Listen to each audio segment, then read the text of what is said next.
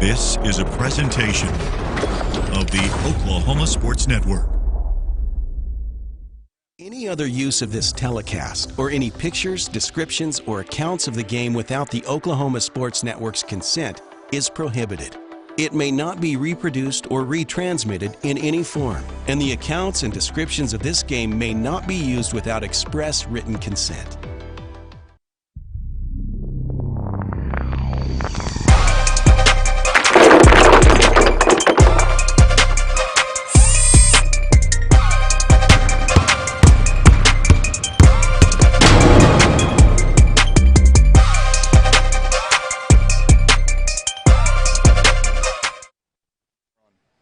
And good evening, ladies and gentlemen. I am Ray Maytubby, of course, alongside Jordan Ray, as we are here live in Del City, Oklahoma, home of the Del City Eagles. We got the Eagles and the Bombers, one of the longest living rivalries in Oklahoma sports.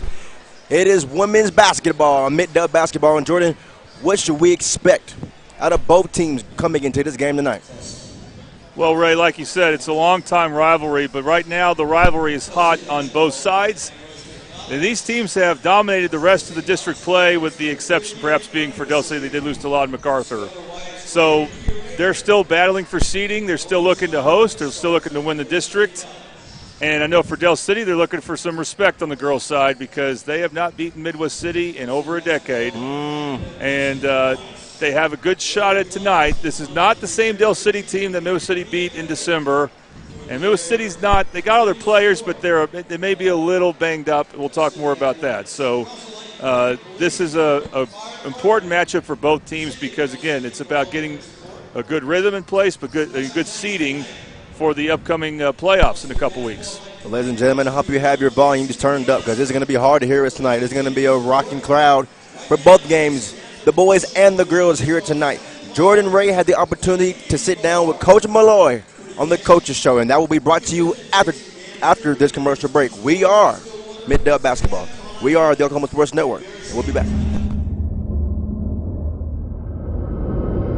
Where sports is our middle name. We are the Oklahoma Sports Network. Have you ever seen an insurance commercial and asked yourself, are they really telling me the truth? Well, guess what? They're not. Somebody runs a red light and you think all of a sudden their insurance company's going to be all neighborly about it? Insurance companies aren't in the business of saving you money. They're in the business of keeping your money. So remember, save our number in your phone so when tragedy strikes, call Rob and Will. College is more than just going to class. College is a journey. It's meeting new people and making new friendships that will last a lifetime. It's learning from professors who care about you and your success, and finding out it can be really fun and rewarding. It's discovering that thing you want to do for the rest of your life. Cameron University is all about helping you grow and succeed, because your success is our success.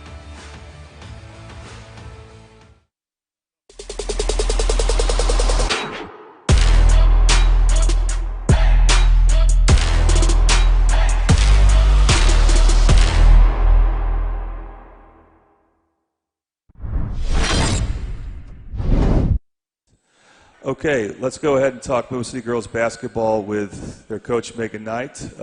First, let's go ahead and look at the district standings. So if we want to put that on, Midwest City girls won last night against John Marshall, and they are now 9-0 in district play.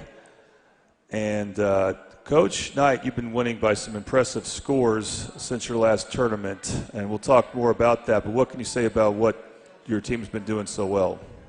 We've been doing really good on the boards. We had 27 offensive rebounds last game. We had 24 assists, and those are the things that I think are really helping us with our offensive play right now. Okay, and let's go ahead and show an accomplishment here for another one for Deanna Douglas, as she, surpassed the 1,000 point club, is that correct? Yes, she did. She got it, I guess, last night right at the 2-minute mark into the game. She was able to score her layup to knock her down to 1,002 points. And she's got to be I mean, about, 800 rebounds now or something like that? Yes, I think we did it today, and it was 748 rebounds. Okay. So by the end of this year, we're definitely looking at her having about 800 rebounds.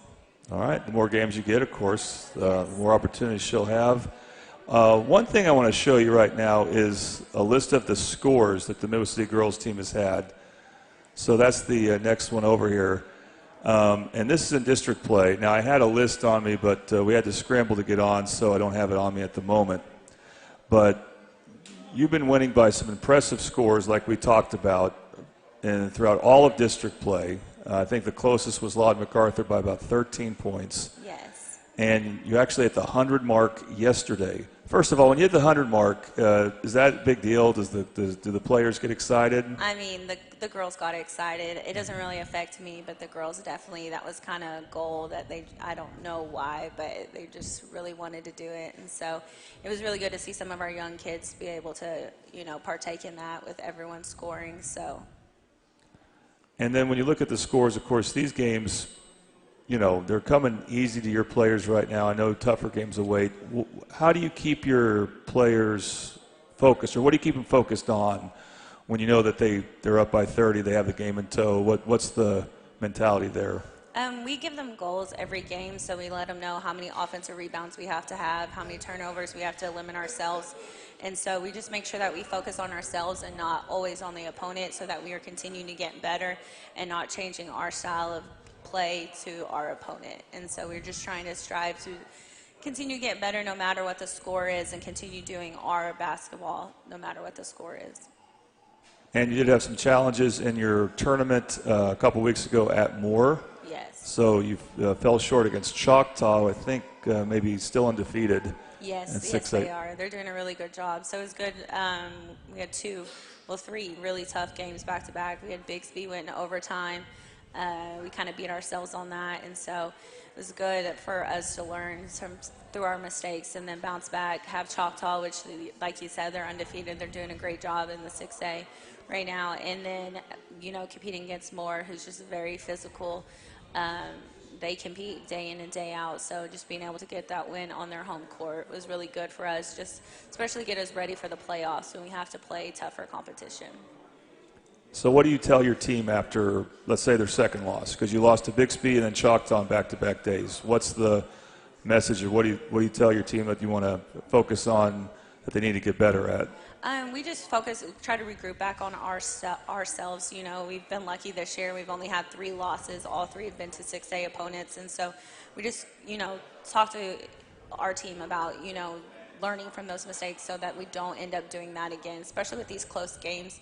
Going into overtime, going down to the last shot, 2 out of our 3 losses are really good for us, so that we know that we're never going to make those mistakes again, that we learn from that and we know what to do if we're ever put in that position.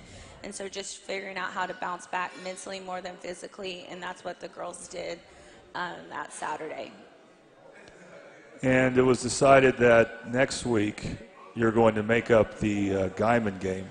Yes, so you got back-to-back. Guyman doubleheader, if you will. I'm glad I'm going to have you on next week, because you'll be recovering from the Guyman trip first. But yes. What went into that decision to play that game on Thursday the 8th, because then you got to turn around the next day against Lawton MacArthur for senior night?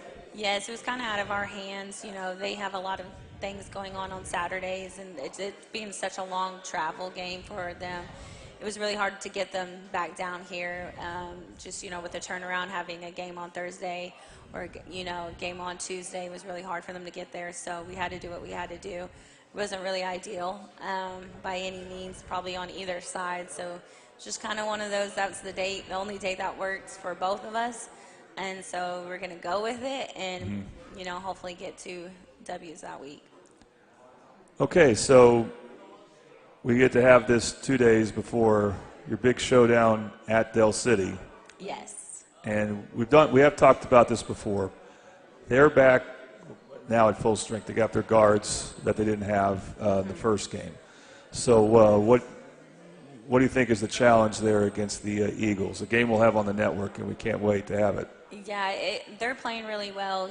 I saw their Guyman score, their Guyman game, and then Southeast last night. They're doing well scoring the basketball. And so, you know, we just talked to our girls about being prepared, being ready. Doesn't matter what we did, you know, first semester, because they have 2 new, very capable scoring threats back on their team. And so we're just coming ready to go, playing our style of game. Right now we're a little sick, under the weather, so that'll be some obstacles, some adversity, but, you know, at the end of the day, you got to play. And so we'll definitely be there. We might be glued together, little pieces, but we will be there and we'll be ready to go, ready to compete on Friday night.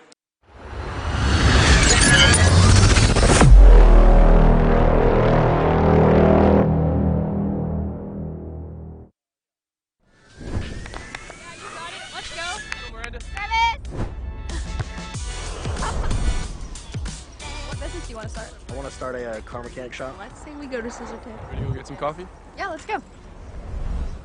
You got it. I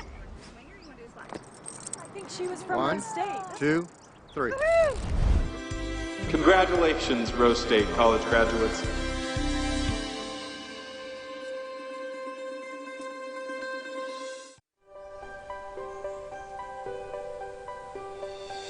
If you've lived in Oklahoma long enough, you'll know that we get extreme weather. With that extreme weather comes hail damage to your roof and an insurance claim. When that happens, there's not a better company to deal with on your insurance claim than Cantrell Roofing and Construction. Since 1987, Cantrell Roofing and Construction has proven to be the best in the business, and always remember, got hail? Call Cantrell. Call them at 405-642-8558.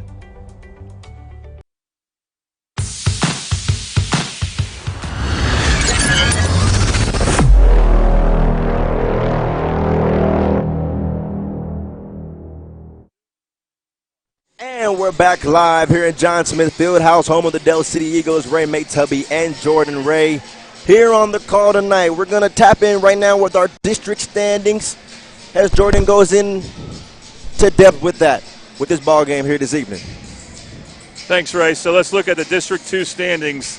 And as you can see right now, Midwest City is undefeated in district standings, and Dell City is 2 games back. Does Dell City have a chance to catch Midwest City? Yes, they'll need some help. They'll need to beat Lawton MacArthur on Tuesday, besides beating Midwest City. Tough task there. And then they'll need Lawton MacArthur to beat Midwest City, and then they'll need to try to catch up with district points, which is not going to be easy. But right now for Dell City, the best goal for them is to try to catch Lawton MacArthur. And if they can win this game, they'll have a really good shot at that. If they can win this game, I think they might be in the driver's seat for catching up to Lawton MacArthur, and then they can host. They have not hosted in a while when it comes to regionals, which is a big deal. Because you host regionals, it's very prestigious, but also usually when teams host regionals, they get the state. So let's look at Dell City's schedule here. They did have a bit of a rough go at it at the Titan Classic a couple weeks ago, but again in district play, they've been on fire. That win they had Friday at Guyman, making that long trip to Guyman that I don't know if I ever want to make. But Middle City will have to make that trip on a Tuesday in a few days here. But Dell City played really well in that game, and they have other players back who we'll talk more about this month, or going back to January. They've gotten Sasha Hunt and Raina Lewis back, so that's a big deal. But here's the deal. Midwest City has been even more impressive. So let's look at their schedule. And they scored over 100 points 3 nights ago against John Marshall. Wow. They are clicking right now. What's at stake for them besides the fact that they look at Dell City as their little sister? They want to keep the dominance going because, again, it's been over 10 years since Dell City's beaten Midwest City in girls basketball.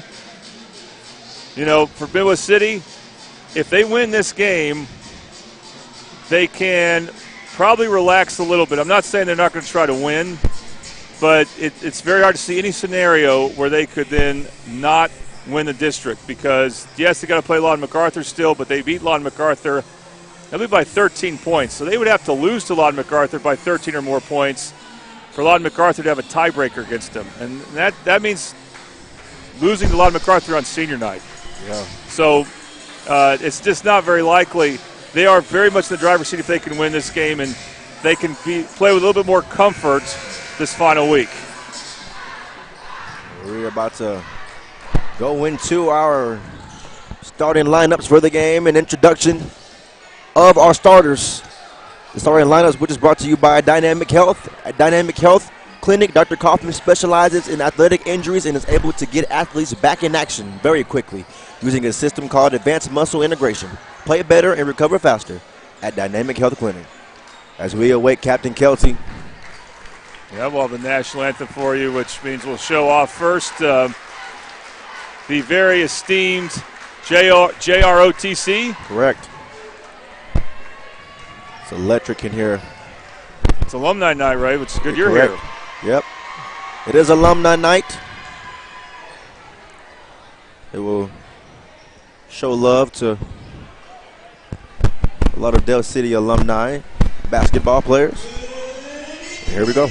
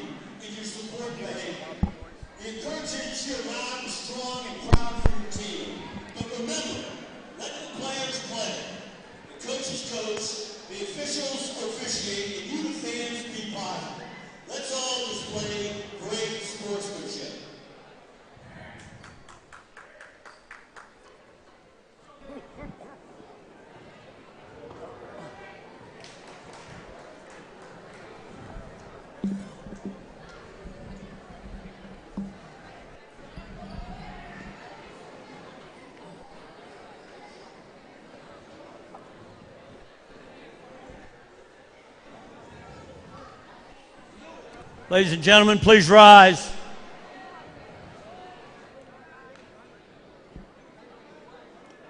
Please rise and remove your hats as we honor the United States of America and the men and women who are away from home this evening as we play our national anthem.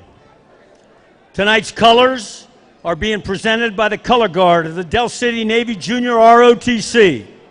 The Color Guard consists of Cadets Sebastian Stanton, Kim Coates, Emma Gomez, and Danica Puckett.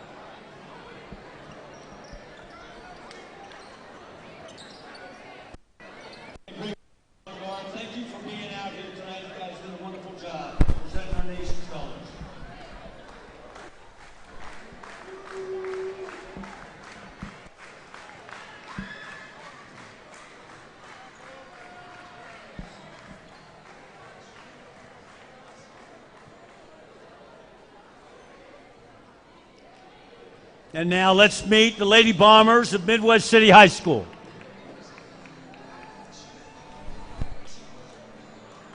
Number 0, Sierra Martin.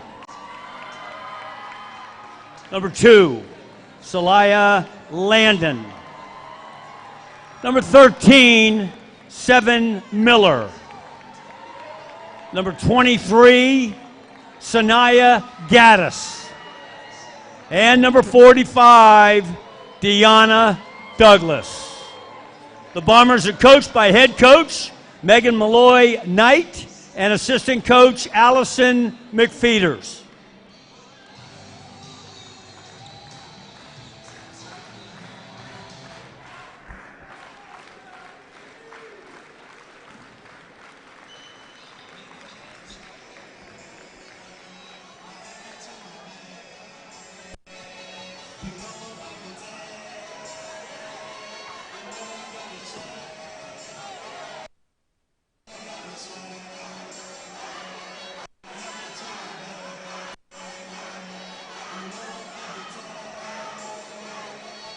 And now, let's meet your Del City Lady Fighting Eagles.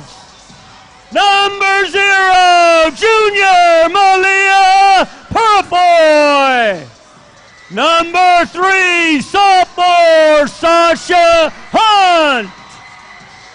Number 22, freshman Ariana Bryson.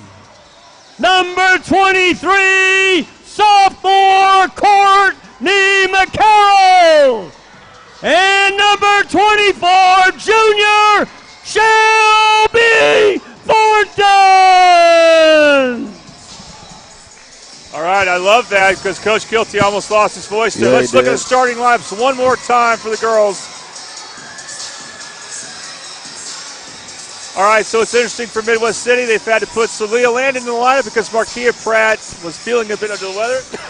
Markia Pratt's probably the best scoring wing they have. She will play in this game for Del City. Interesting, we're going to see Sasha Hunt. Yep. We saw her in the Carl Albert tournament, but she's now got a lot of experience now this month after being out for a while. Raina Lewis will not start, but she will be playing a lot this game, I can tell.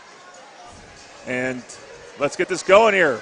Got the Buffalo Wild Wings first quarter, and here we go. It's going to be real interesting. Here we go. This game's going to tell us a lot about both teams. Deanna Douglas, Shelby Thornton, as they await tip-off. And here we go. The Bombers come up with it. The pass now. Oh, immediately. Maybe a bit too much adrenaline there for Seven Miller, guys. Yep. You know, she starts for a reason. She's only a sophomore, but she's become a very experienced ball handler, and she just forgot that she used up her dribble. Well, here we go now. The pass in here now to Sasha Hunt. Sasha Hunt, such a fun player to watch. She's matched up now with Gaddis. The foul. That might be on Gaddis, and Gaddis got a little hurt, but she wants to stay in.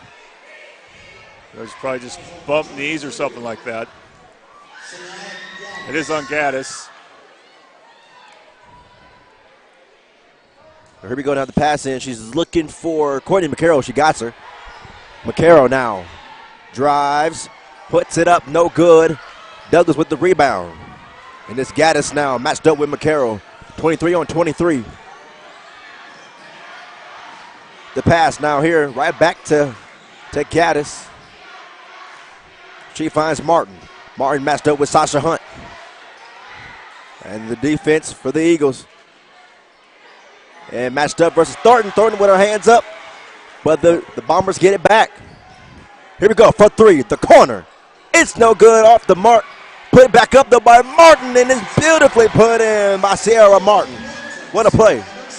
One of the revelations for Midwest City has been Sierra Martin this year.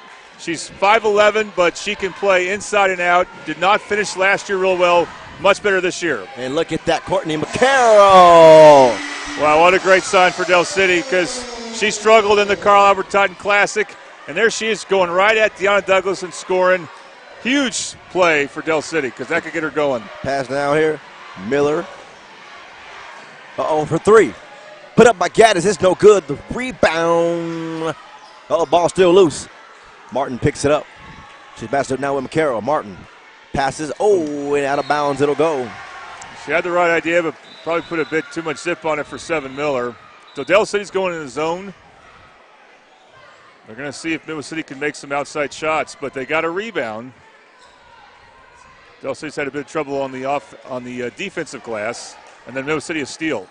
Here we go. Martin now, one-on-one with McCarroll. The pass now here. Takes, and it's intercepted there, taken away there by Thornton. Purifoy now. Gaddis stops her in her tracks. Sasha Hunt. And down she goes. And they're going to call a foul. No, they're not. Travel. Excuse me, travel. Celia Landon was up for it on defense there. You know, this is her first start of the season, I believe. She's been a sixth man for this team, but, you know, she started last year. She was really good. Had a knee injury during the offseason, so not much of a drop-off when she comes in for Marquia Pratt. So Midwest City should be fine without her for right now. It'll be weird not saying some of these names next year. Here we go. And it's no good, but the rebound by Martin. And she put no good. Oh, she gets it back. Thornton loses it. It's rejected by Thornton. We got a Super Subs replay for you here. We want to thank Super Subs for being our instant replay sponsor. And that is an impressive block by Shelby Thornton because Sierra Martin's only 2 or 3 inches shorter. Right. We saw a timeout by Mariah White there. So it's going to be a 30-second timeout. And here's what we're seeing so far, right? The Achilles heel for Del City is how they do against the full court press. Right. Midwest City's not wasting any time. They're going straight to the press right now. And that's going to be a telling sign for Del City. They got to handle a full court press. That's been a problem in some of the games we've had of them. And they're doing it right now without one of their best guards, Raina Lewis, who's not starting but is available. So we'll see if she comes back in soon for that. Sasha Hunt, Malia Purifoy, Shelby Thornton, Courtney McCarroll, and Ariana Bryson. Ariana Bryson, a freshman, and we know that Coach White has no issue playing freshmen here at Del City. Well, she sure didn't last year.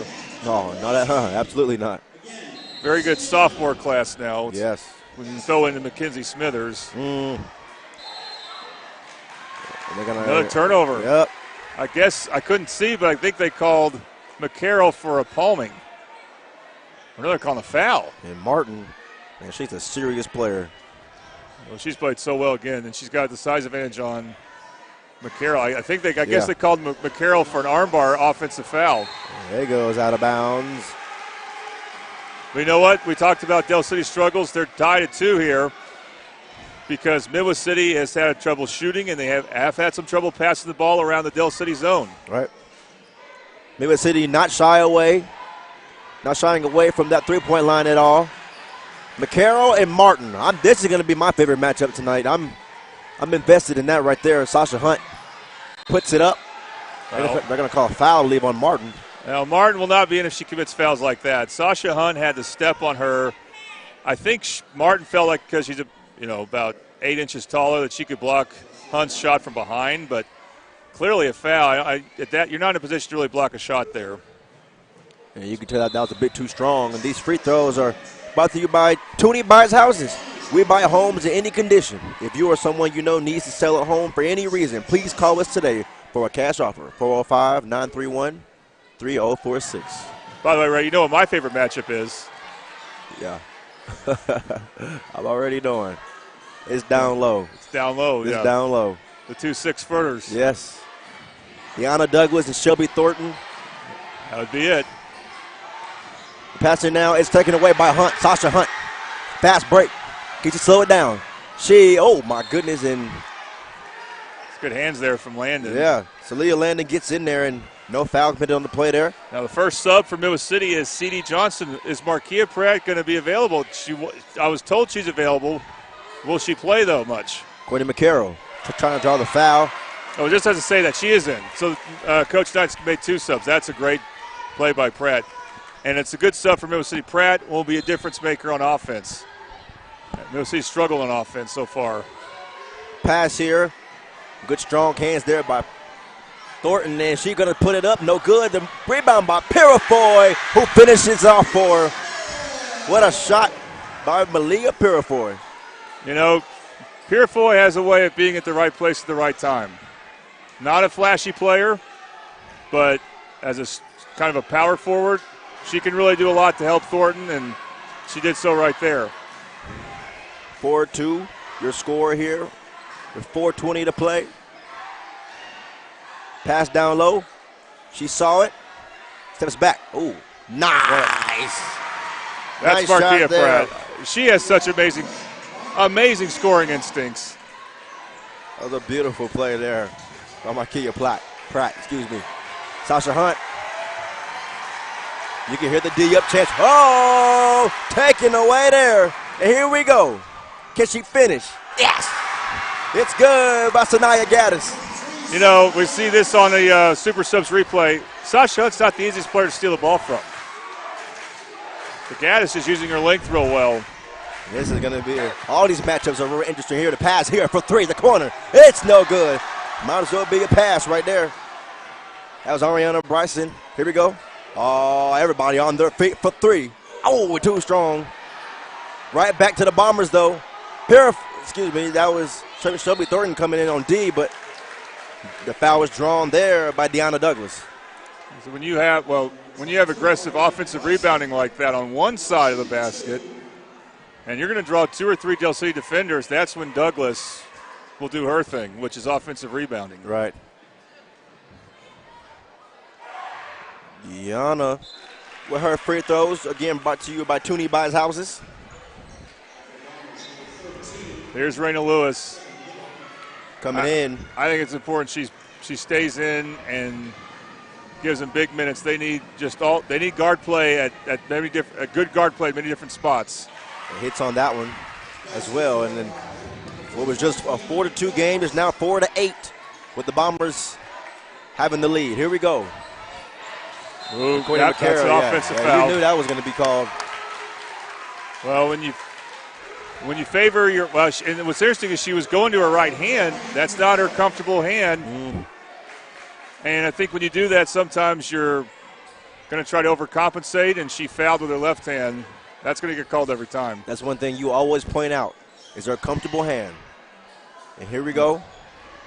Pulls up again. Oh, my goodness. Say her name. Markia Pratt. Again, anywhere inside the three-point line, she is a scoring threat. It's a problem. She just, again, the instincts, the finishing ability. McCarroll trying to draw the foul, and she loses the ball instead. Out of bounds it goes. Well, again, she tries to go to her right. I think it's great she's doing that. Just needs to make sure she takes care of the ball and not commit an offensive foul. Sasha Hunt to pass it in to McCarroll. She goes up like a wide receiver. Oh, Sasha Hunt for three. Oh, my goodness, just puts it up beautifully. And that three-pointer is brought to you by Bobby Lewis Insurance. That was an important shot, I would say. Understatement there. Wow. And puts them right back in the game, just like that. Here we go now, the pass here. Oh, for three again. Oh, no good, too strong. The rebound, though. Oh, and the foul. Trying to get a block from behind, and the foul is committed. 2 shots for Landon. That's yep. Milwaukee does that well. Their guards just go at it in many different ways. Raina Lewis will be called for the foul, so it'll obviously be her first. But that's one problem against when you play a 2-3 zone. You just can't account for all the offensive rebounders sometimes. And Mill City has been good on the offensive glass. It's been the one thing they've done really well this game so far. Been a wild first quarter, and this first quarter is brought to you by Buffalo Wild Wings.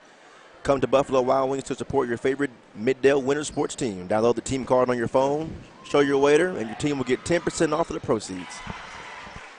But you connects on those. Toonie buys Houses free throws. And the Eagles now. Go. Raina Lewis with the pass to Malaya Purifoy. Back to McCarroll. McCarroll has to put it up. Foul was called. That's one thing she's going to do is draw a foul. It's her first one tonight. Well, when she catches the ball on the run and immediately goes attacking to her left, it's just tough to guard her. She'll either get a good shot off or she'll come up with something very imaginative there like that going behind the rim and shooting, and just it takes the defender by surprise. Of course, Del City's got a bit of a free throw problem right now. Yeah. Got to convert on those free throws. This is a crucial ball game. It can get out of control easily if they don't stay with matching Midwest City with points. That time it goes in. Makes it score 12-8. Bombers on top. 1:55 to play here in the first quarter. The drive, she runs right in.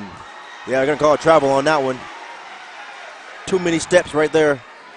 Boy, C.D. Johnson just had a moment of courage there, attacking 3 players. Yeah. And she's only a sophomore. She'll learn over time that she needs to pick her spots a little better. And here we are now. And she commits a foul. Or that's on Pratt. Yeah, that was on Markia Pratt. I believe her first tonight. I believe that's her first, but Yeah. she should not try that again until the second half. Here we are now. She really didn't have a chance at that steal there. Sasha Hunt trying to communicate with McCarroll. And the rest of her teammates out on the floor. And she is matched up one-on-one with Johnson, I believe. Uh-oh. And almost taken away right there by Markia Pratt. Courtney McCarroll puts it up. No good. The rebound by Deanna Douglas. Douglas with the pass to Johnson. Johnson takes it. Pass out to the corner. Drives, puts it up, and taken away there by Shelby Thornton. Is taken away by Deanna Douglas. That Midwest City took away all the options that Thornton had, so she made a desperation play. Those guards for Del City have got to become available to her. Pratt puts it up. Pratt, no good. Deanna Douglas and Shelby Thornton, they're going at it for those rebounds. And I think that's going to be on McCarroll. Yeah. Yep. And right back to the free throw line is Douglas. Both teams with 4 fouls. Del City's got to use that to their advantage this next possession they have. And that is no good there.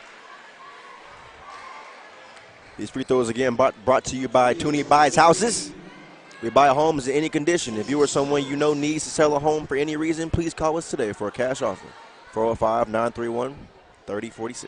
So you see Mackenzie Smithers come in as Douglas misses both, and more offensive rebounding for Midwest City. Just as I said, Smithers, she gave up that offensive rebound. That's just a killer. As soon as she came in, Mackenzie Smithers, talented young sophomore. So Seven Miller will be shooting. Wow. Now she plays with a lot of energy. You have to, if you're boxing her out, she's going to make you work to stay with her. Free throw line has not been kind to either team. I was going to say with Smithers, Ray, this lineup they have in right now, if I had to just pick 5 players to finish a game with for Del City, it'd be these 5. Man. Not knowing how the game went, maybe someone else is playing real well. Correct. But I really like Smithers, and we'll see what type of impact she can make. Tough assignment. She comes right in and has to box out Seven Miller. Wasn't ready for that, but we'll see if she can get better here. This is such a intense ball game from start to finish. The Eagles having to stay in it. Again, have not beat the Lady Bombers in about a decade. And all you hear is whistles. Timeout. Timeout called. Wow. Going to be a full or 30-second timeout. So we'll stay right here with you. Yeah, we're about to take a break, a commercial break, of course, for the upcoming between quarters here. But I'll tell you this, Del City, they're having a tough time getting a good driving lane. And you saw Raina Lewis right there, another sure ball handler for Del City like Sasha Hunt is. But she's having a hard time recognizing the help defender in time, and that ball got slapped off her leg, and Lewis is able to take advantage of that. So we'll be interested to see if Del City makes any defensive subs, because if you got anyone with 1 foul in, well, they got to play smart. You don't want to have 2 fouls after just 1 quarter. Yeah. And they have not made a sub. I think McCarroll's got at least 1.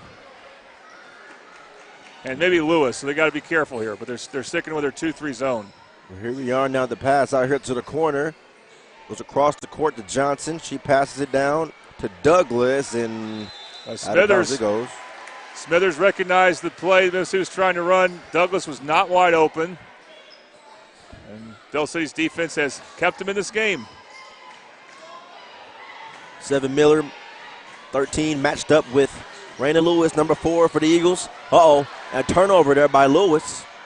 It's to Johnson. Johnson slows down, looking for the foul. All right, we got to see what this is on Lewis. This is a tough one there because she just made an uncharacteristic mistake. She's had a hard time dribbling the ball this quarter. We know she's a lot better than that. Man. We're not keeping track of fouls, so I don't know if it's her second for sure or not. The Bombers have been at the free throw line a lot tonight already. Made a home free throw line. You know, Toonie Bites House is our free throw sponsor. They are led by a Midwest City graduate. Channing Chamberlain's his name. We appreciate him very much. Yes, sir. And that'll conclude a wild first quarter and a fun first quarter. Ray Maytubby, Jordan Ray on the call. You are watching Mid-Delt Basketball on the Oklahoma Sports Network. Where sports is our middle name. We are the Oklahoma Sports Network. Red Plains Plumbing has been offering reliable commercial and residential services to the OKC metro area for over a decade. From new construction and remodeling to residential repair, they can handle jobs of all sizes. When you need a trusted name in plumbing, it's Red Plains Plumbing. Family owned and operated. Phone 405-769-1922. That's 405-769-1922.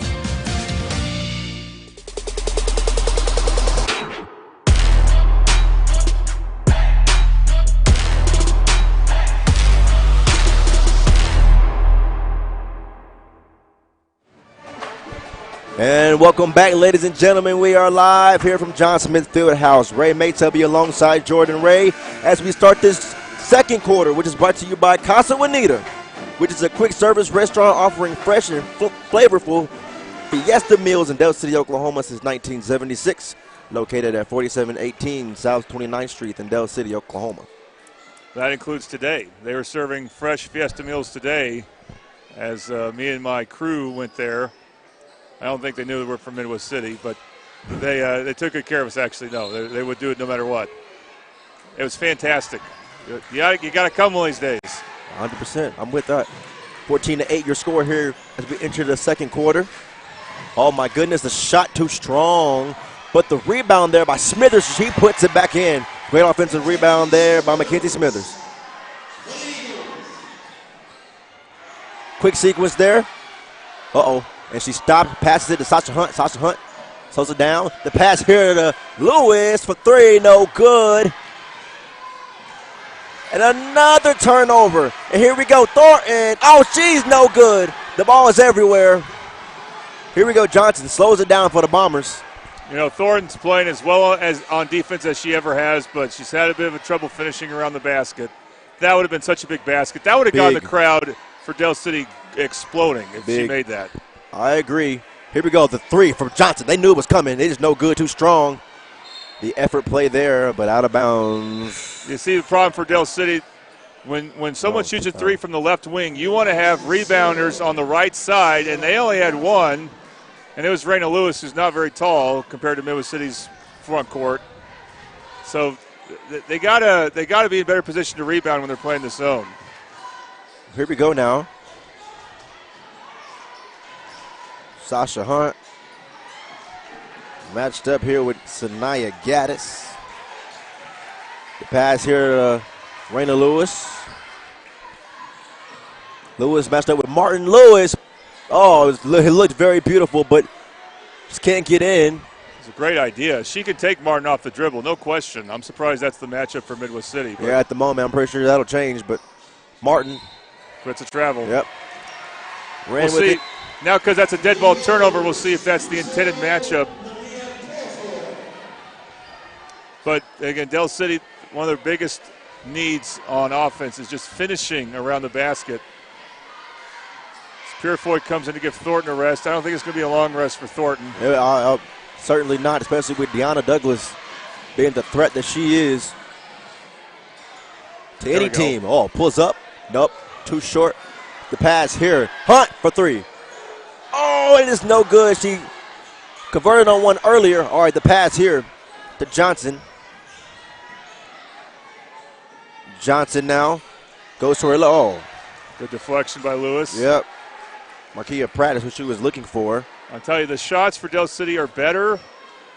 You know, again, they are looking to exploit that Lewis-Martin matchup that I'm a little bit surprised at. Just not falling. And Martin, beautifully put in there, right over Malaya Purifoy. Let's not mistake. I mean, we've criticized her defense a little bit, but offensively, she is so skilled. She's a problem, man. So skilled, correct. And here it is now. Pass to Raina Lewis. Lewis matched up with Gaddis. And the ball rolls, and the Bombers get it back. Sasha Hunt knocks it out.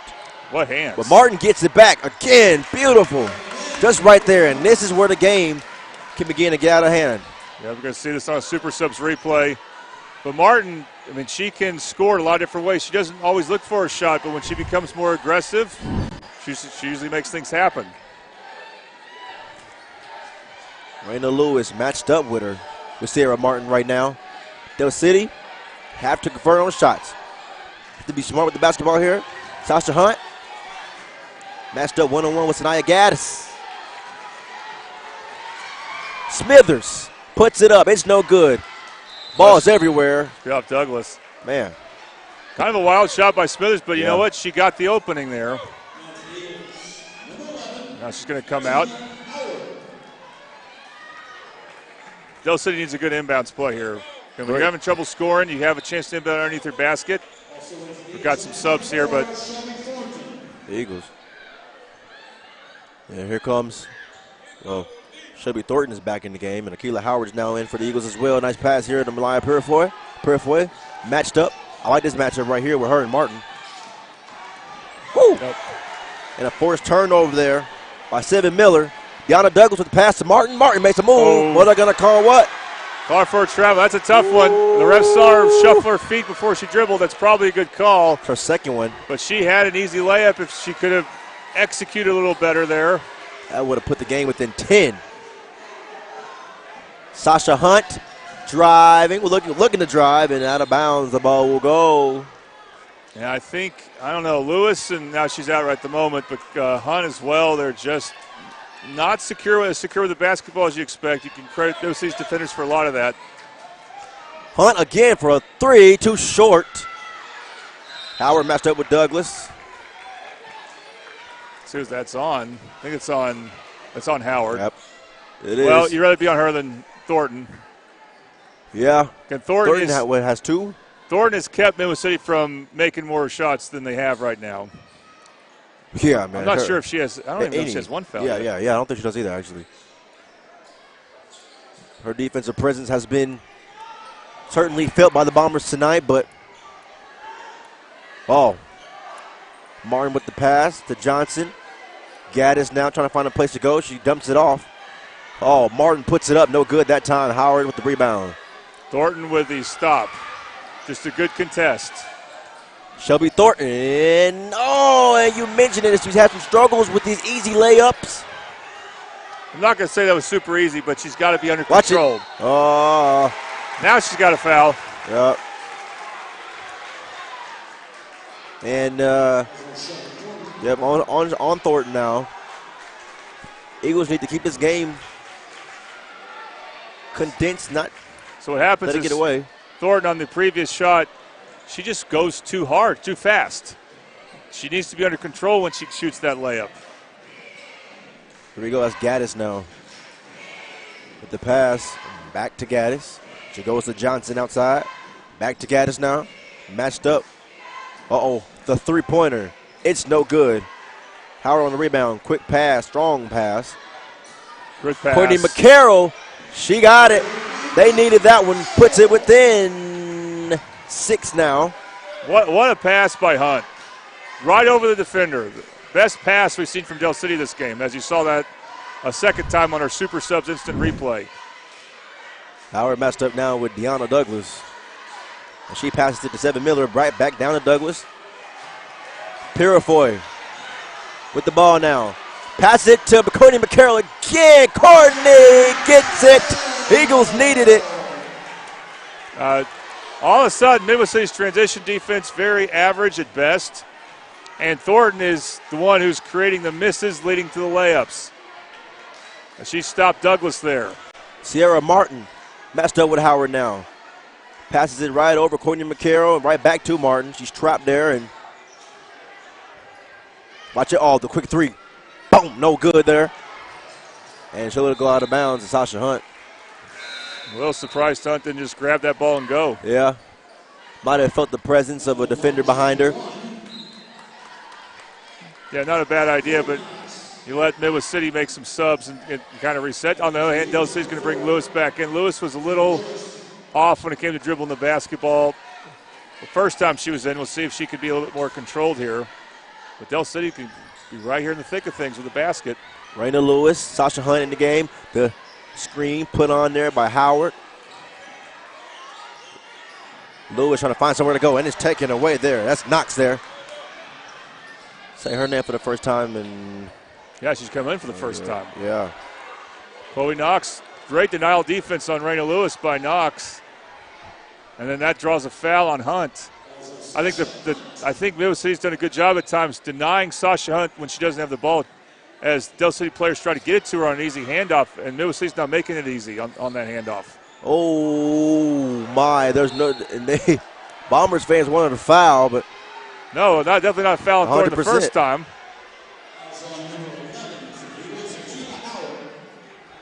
Well, Thornton has done a great job being vertical, but the tough thing is when she is contesting a shot and it's missed, she's not in great rebounding position. That's when she needs help. And no one else from Del City can really keep Douglas off the offensive glass either. Oh, man, and Douglas puts that one in. You need to have 2 or 3 players around the paint there when that happens. These free throws by Deanna Douglas are brought to you by Toonie Buys Houses. Douglas converts on her second one as well. She's been at the free throw line a lot tonight. Lewis with the pass to Sasha Hunt. Hunt so fast. Slows down. Oh, and is off it there. Howard almost with the rebound. And look at Sierra Martin moving. Trying to keep up with her is Shelby Thornton. She slows it down. The trap comes. Here we are. They've been calling it all night. Another travel there. This time it's committed by Gaddis. It's just great to see, Ray, that Shelby Thornton does not let her offensive struggles affect her defense. 100%. That was unbelievably great recovery. And she forces another stop. I mean, if she wasn't playing, Midwest City might have about 35 points here. That says a lot about Shelby Thornton and her presence here for the Eagles. The score is 14-20 and not 14-35. 5 seconds. Yep. And Hunt's upset about it. Well, she should be. It's not all on her. It's just a problem with her and her teammates. They're kind of stagnant. They're not moving around enough. She was directing them, trying to get them in the correct spots. They're on the floor. They just stand still too much on offense right now. Pratt. Oh, my goodness. This might be an all-time high of travels I've ever seen in the first half that I've called.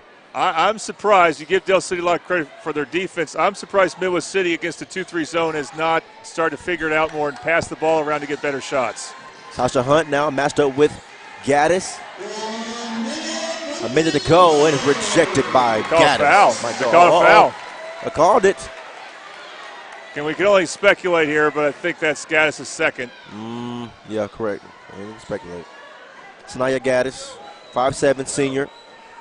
But that Sasha Hunt is, but she's got to get the ball in a position where she can attack the basket and doesn't have a lot of help defenders getting in her way. Hunt there converts on her first free throws. Free throw attempt. Makes the score within 5. To show more of these Toonie Buys Houses free throws. Sasha Hunt, no doubt she's had the best offensive game for Del City. 100%. But she needs help. And lays in the other one. So 2 for 2 there on that free throw. sequence there at the time, at the line. And here we are now with Gaddis here, I believe. I think Del City switched to a man. No, that's not Gaddis, excuse me. That's Landon. That's Landon. It's Leah Landon. Oh, my goodness. Marquia Pratt is so, like, just does it. Got Del City timeout. Big motor.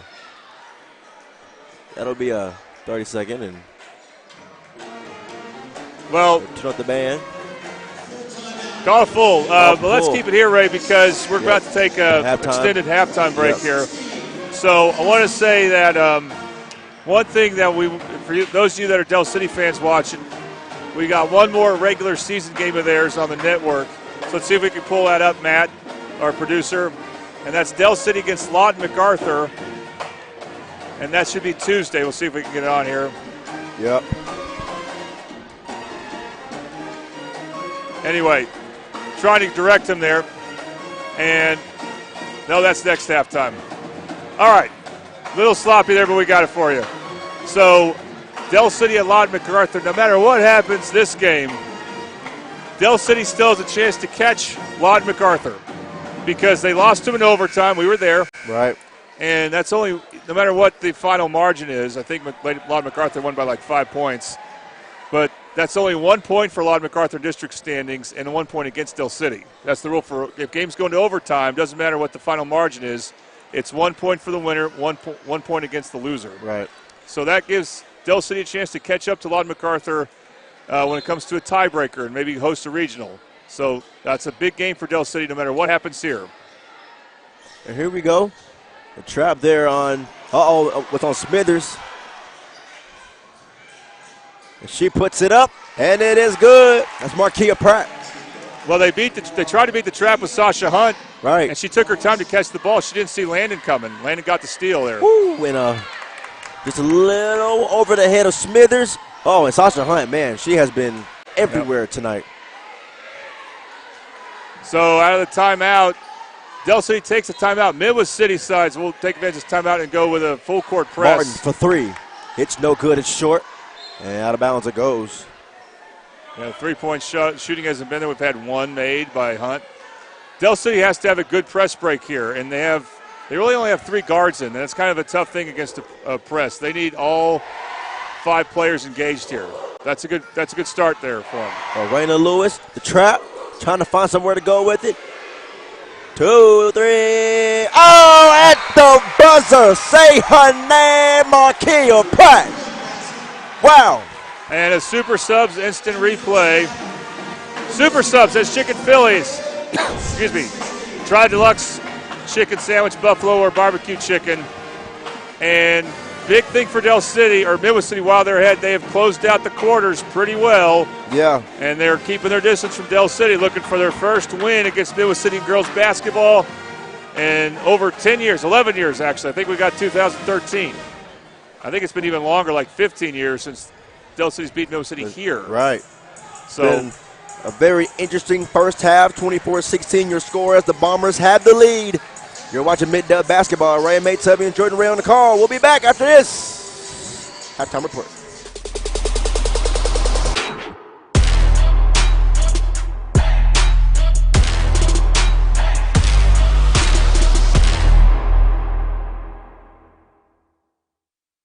Experience the best wash in town at Tommy's Express. You'll love our open and bright tunnels, easy loading flat belt conveyor, unlimited membership, and free vacuums and mat washers. Experience the difference and visit Tommy's Express today.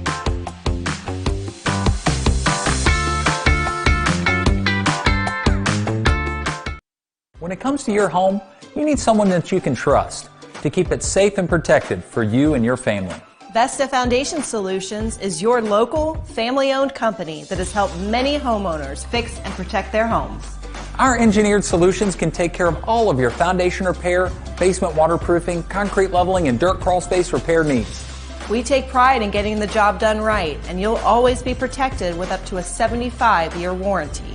Contact us today for a free estimate.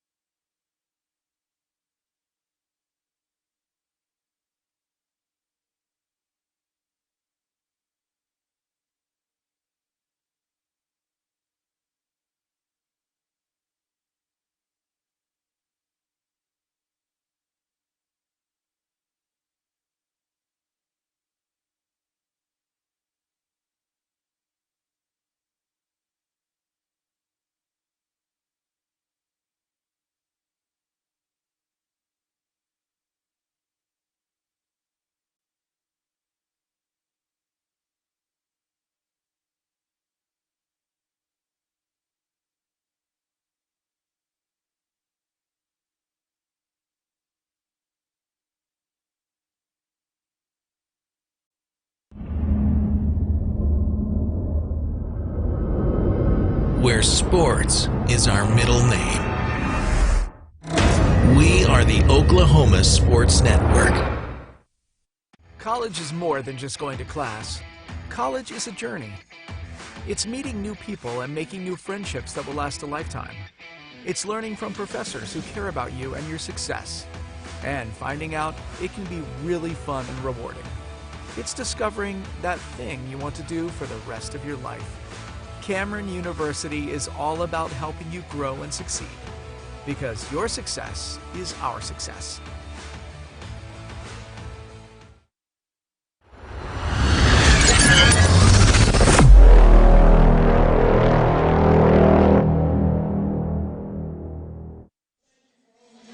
And welcome back to John Smith Fieldhouse, home of the Dell City Eagles, as we wrap up that halftime show. Ray Maytubby and Jordan Ray here, ready to begin the third quarter, which is brought to you by Rose State College. Saving money on college is easy at Rose State. Concurrent enrollment allows students to earn up to 27 tuition-free hours of college credit while still in high school. Apply today at rose.edu/concurrent. And the trap there on Deanna Douglas. Douglas puts it up anyway, over the arms of Oh, my goodness. Woo! Douglas was upset at herself Yes, for she missing was. the shot. It's kind of, I'm not saying a technical should have been called, but I would want one if I was Purifoy because the ball hit her in the face. I know Douglas didn't mean to do it, though, of course. I think they called the foul on Purifoy, so the good thing for Dell City is that Thornton has avoided foul trouble. Yeah. Unfortunately, she needs help on the glass. And there it is right there. And that makes it a 10-point game. Courtney McCarroll. It's been a good fast start right now for the Bombers as of right now. Purifoy, oh my goodness, almost a three.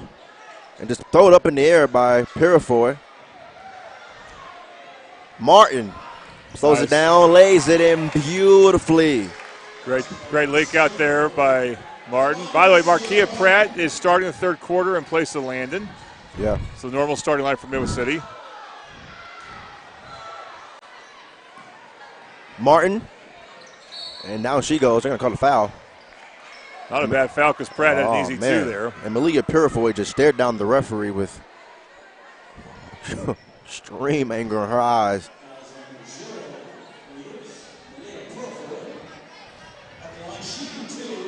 And here it goes to the line. Tough thing for Dell City. You know, Laud MacArthur will throw a press at him too. Yeah. They have got to be. They got to be composed for that. You know that had a big reason why Dell City JV boys had a heck of a comeback before we went on the air to beat Midway City because Midway City boys, JV boys, couldn't handle the press. That game should have been broadcasted. That was a fun game. Got a lot out of the crowd who was here. Yeah, I did. Early sub for Lewis, and Lewis has had a tough first half, but she's still one of your best ball handlers. You need good ball handling, but more than that, you need good passing and you need players getting in the right place at the right time. A shot good from Martin. These Tooney Byhouse's free throws. Sasha Hunt sees two giants on her right now, trying to find somewhere to go. Bounces off the kneecap of Deanna Douglas. There are two players, Purifoy and Thornton, who aren't anywhere near the play. You can't just give someone who's being trapped like that two options, but that's all that Hunt had, and neither one was good. And the pass here to Shelby Thornton. The Eagles need to get some points here on the board. Woo, almost another turnover there committed. Here we go. She has it. The look, the three. It's good. Drained is Raina Lewis. That Bobby Lewis Insurance three-pointer brought to you by Raina Lewis. That was a very ugly press break for Dell City, but it worked. That's all I'll say. It worked. Yeah. Makes the score within 11 now. Oh, turnover. Oh, excuse me. No, it's not. Almost with a turnover. And pass here. Oh, you know, she's not afraid to go up and put that ball in the air. And nope. She had no real space there for that. That was an aggressive drive by Marquia Pratt. Usually, I mean, man. She's a bit more under control than that. A very aggressive ball player, and she's fun to watch. High energy, high motor type of player. And Shelby How did Thornton. Thornton catch that? Yeah, I agree. That was a bounce pass. Normally you want to throw the tall players a lob. You throw them a bounce pass, even if they're wide open, they often will have trouble catching it. But she caught that in between two players. Used her body for leverage on that one and Yep. allowed her to secure that catch. Here we go. McCarroll draws the foul and one. We'll have that on our Super Subs replay. That was a great identification by McCarroll. She saw that there was a baseline drive to her left. If she has a baseline drive to her left available to her, she should take it every time. That's a great job of recognition there. Courtney McCarroll, so good at drawing those fouls. And here we are now. This is Gaddis, matched up with McCarroll. Gaddis puts it up over Thornton. No good, but that's where Deanna Douglas is there. Uh-oh, and it's no good from Douglas. Sasha Hunt able to get out of trouble. She finds her in the corner. Sasha. Oh, my goodness. Raina Lewis again for three. Oh, my goodness. Bobby Lewis Insurance again your money tonight. Puts it up. It's no good. They fight for it. And what's the call? I think it's on McCarroll. She can't believe it. She was clapping at first. That is a rough call. She's probably in a bit of foul trouble, so we're seeing Smithers come in. Credit to Raina Lewis, though. She had a rough first half, but it's hit 2 threes in a row. As Midwest City cannot put the Eagles away. They always are able to make a bit of a run. All right, here we go now. Put it up. It's no good. Oh, and it's, here we go. Sasha Hunt slows it down. The passer, oh, Shelby Thornton mad at herself about it. Wow. Now that was easy. Yeah, there you go. And I feel bad about this, but she made things worse for herself by having a bit of a pity party there. If she just got back in the play, she could have gotten the ball back. Exactly. Could have made a pass right there to Raina Lewis, and she could have I scored. can't completely blame her, though. She's just had a really hard time in these games finishing. It's been rough tonight, for sure. Sierra Martin puts it up. Thornton's defense is not stopping, though. Lewis finds Purifoy. I'll tell you, Midwest City has tried really hard to attack the basket, and Del City has just held the line, and it's not just what a move. And it's no good, though. Sasha Hunt got everybody on their feet. It's been a crazy last 2 minutes. Interesting third quarter has been, and down goes. You see Pratt and you see Gaddis really attacking the basket with a lot of fervor, and they're not getting anything right now. This is going to be one of Midwest City's lowest point totals we've had in a while. Remember, they scored over 100 points against John Marshall Tuesday. Shelby Thornton checks out. Howard checks in for Del City. Well, and that brings me to something I was going to say for Midwest City. I don't know why they're not throwing the ball inside to Douglas more in the low post. I'm surprised that they're not trying to run the offense through her some. Here we are now. The screen set up by Howard. Oh, and this is a tough deal for Martin. You see taller players sometimes are able to reach around like that and knock the ball away, but you got to time it really well. Both teams with 3 fouls this quarter.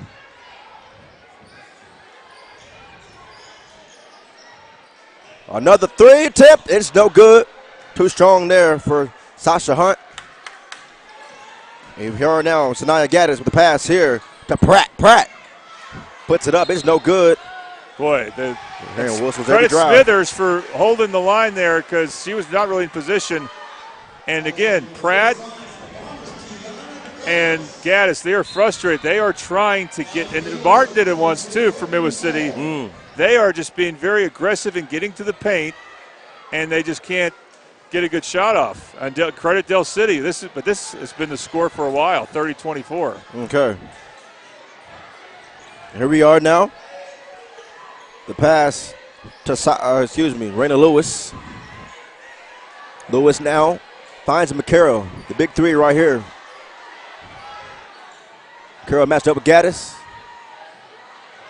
Trying to find somewhere to go with it. Trying to draw the foul. And late call. Oh, man. Bomber fans not happy.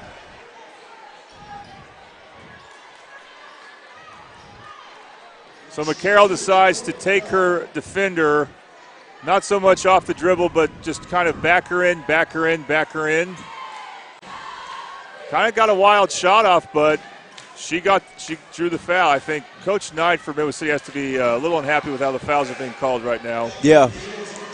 And she's getting in the refs, one of the refs, not face about it, but she's, Yeah. she's confronting him about it.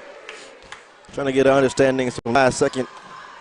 Meanwhile, Del City, again, free throws have not been kind to them. Here we are now.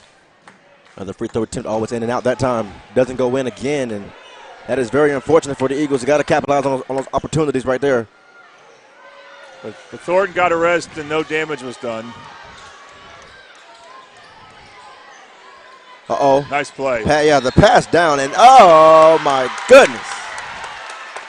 We're going to call that again, and that's Markia Pratt, and she's going to the line as well. It's a 3-on-3 foul. Number 3, Sasha Hunt fouling number 3, Markia Pratt.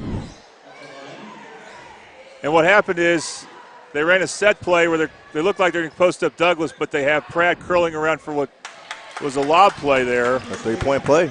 She got open, and that's a big play for Middle City because they've been on a drought. Howard now. Matched up with Martin. She passes it to Sasha Hunt. Hunt now. And she should want to ISO Martin. She should be. Yep. Oh, steps back. It's good. Sasha Hunt. Beautifully made. Another Super Subs replay. And Martin defended her well. That is just a heck of a shot by Sasha Hunt. Here we go. Sierra Martin over Thornton. It's no good. The rebound, though, by the Bombers. Out of bounds it goes. Ref calls it. They saw Thornton quickly got to Celia Landon and made Celia Landon change her mind. Yeah. Bombers almost lost it there. Sierra Martin matched up with Akila Howard. She's going to pass it over there, though. Deanna Douglas now. Pass right back to Martin. Oh, what a move. What a spin move. Yep, and that is Sierra Martin. Called her name a lot. That's the quickest I've ever seen her move. That was impressive. And here we are. Tasha Hunt for 3. Off the mark. Howard with the rebound. Trying to find somewhere to go with it. Aggressive defense by Seven Miller. Oh. McCarroll drew a charge. She sure did. She sure did. And that's Pratt. Wow. Commend the charge. I mean, she's going to come out. Markia Pratt has a lot of ability, but Del City has made it tough for her this half to get any type of good look, other than when she was moving without the ball on the and one a few minutes ago. Oh, she used up her dribble. Here we are now. Raina Lewis matched up with Sierra Martin. My goodness. And Del City timeout. Yep. Oh, Coach Mariah White is heated. Well, you know what else is heated? It's Coach Knight. She wanted, I think, a 10-second count. We got a 30-second timeout, yep. Ray. So we'll take our webcam here, and an update for the other Middale school. Carl Albert has a 10-point lead against Guthrie with about 2 minutes to go. Carl Albert needs to win that game badly to set up a matchup with Shawnee on Tuesday. Wow. If Carl Albert's in a similar situation as Del City, they're trying to win and catch a team to get to the 2 seed. El Reno's going to win that district. There's no question about it right now. But Carl Albert can finish second and host but they got to beat Shawnee. Shawnee beat them earlier this season. And Carl Albert hopes to have Skylar Anderson back in that game. I don't know if she played tonight. I'll have to check later on. But if they have her back, that's going to give them a chance. Here we go. Raina Lewis with the pass here to McCarroll, who thought about taking the shot. Right back to Lewis, who's marched up with Sierra Martin. Pass to Purifoy. Purifoy down low. Trying to get it over to Sasha Hunt, and out of bounds the ball goes. And the Bombers will I take guess control. just never caught that clean. Nope. Really didn't have anywhere to go. You know what's interesting is you're going to see Shelby Thornton. She's getting a good position on Deanna Douglas, and Douglas is okay with that. Oh, and rejected there by Thornton, but it looked really promising by Celia Landon. And good pass. Oh, and the foul. You know, you credit McCarroll for drawing fouls, but that one, she wanted a layup. She didn't want to be fouled, and that's just I think that's on Johnson. Yeah. But I was going to say earlier, when Del City has the ball, Thornton is getting good post position on Douglas. I think Douglas is daring them to throw the ball inside because they don't think Thornton can finish. Right. And the Del City guards don't want to throw it to her right now. And I'd be like, if you're have Thornton, go set some picks or something like that at the moment. Until you get more comfortable here. And, of course, once again, these Toonie Bice Houses free throws are a bit of a problem for the Eagles. And again, another miss. It's just real unfortunate for them. Ooh, and a pass right to Sasha Hunt. Man, we said her name so much tonight. Thornton, here we go. She's matched up, trying to, oh, my goodness. And let's see. Martin can't believe the foul's going to be called on her. There's the deal. She got all ball, but she also got body contact. Yes, okay. So, no, this is big for Thornton. If she can make one of these at least, maybe she'll get some confidence There going. we go. There it is. There he is. These Toonie Bice Houses free throws. And that's the big key, confidence, getting the rhythm going for her. All she needs is one, and she'll start feeling herself. So another first-time sub, and you don't see that in the third quarter, but Janae Say for Midwest City, that's another 6-footer they have. So you can find ways to use her playing alongside with Douglas.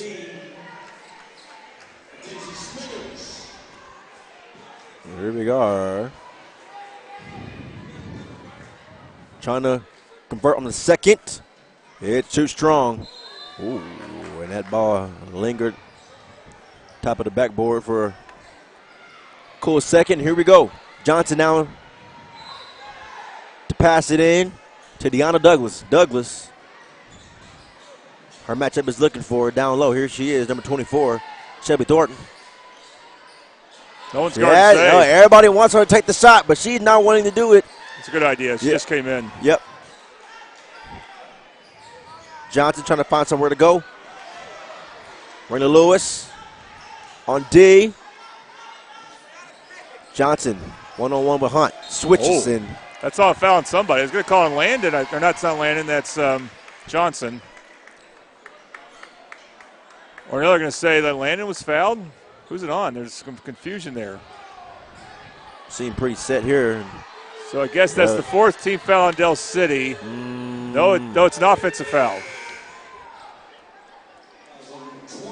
We hear the scores table buzz in. Yeah. I'm not sure why they buzzed in. They might be thinking this should be free throws for Del City, but it should not be because it's an offensive foul. An illegal screen does not count as a foul that will lead to free throws. Here we go. The pass here to Raina Lewis. Lewis matched up one-on-one with Landon. Landon sticking with her. Bad knee and all. Thornton puts it up. And that'll be it. Uh-oh. Maybe on Douglas. Wow. I have to say, I was about to say, Raina Lewis should have just shot it. She had a shot. At the buzzer. And, yeah. Now they may be talking about the clock. Yeah.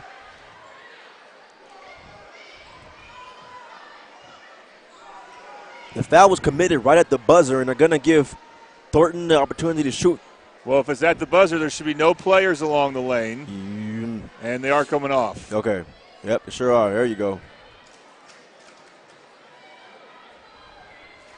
And it's all eyes on Thornton now. It's not the prettiest quarter, but it's been incredibly intense. Oh, for sure. Back and forth, up and down. This is important for Del City. Converts on the first one. As she did on her first time going to the line just a few minutes ago. Thornton again. No good on the second. And that'll conclude our third quarter officially. Ray Maytubby and Jordan Ray here. You're watching Mid-Dub Basketball on the Oklahoma Sports Network.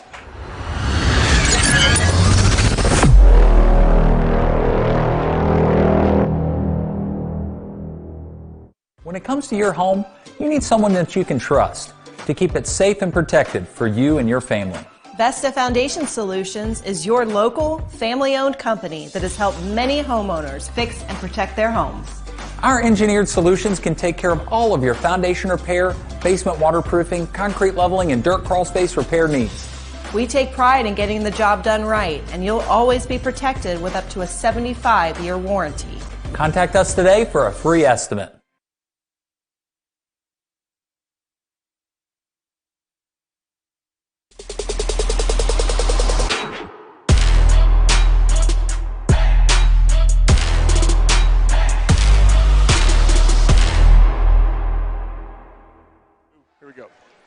And we are back live, about to enter this fourth quarter, which may be promising to be real entertaining, ladies and gentlemen.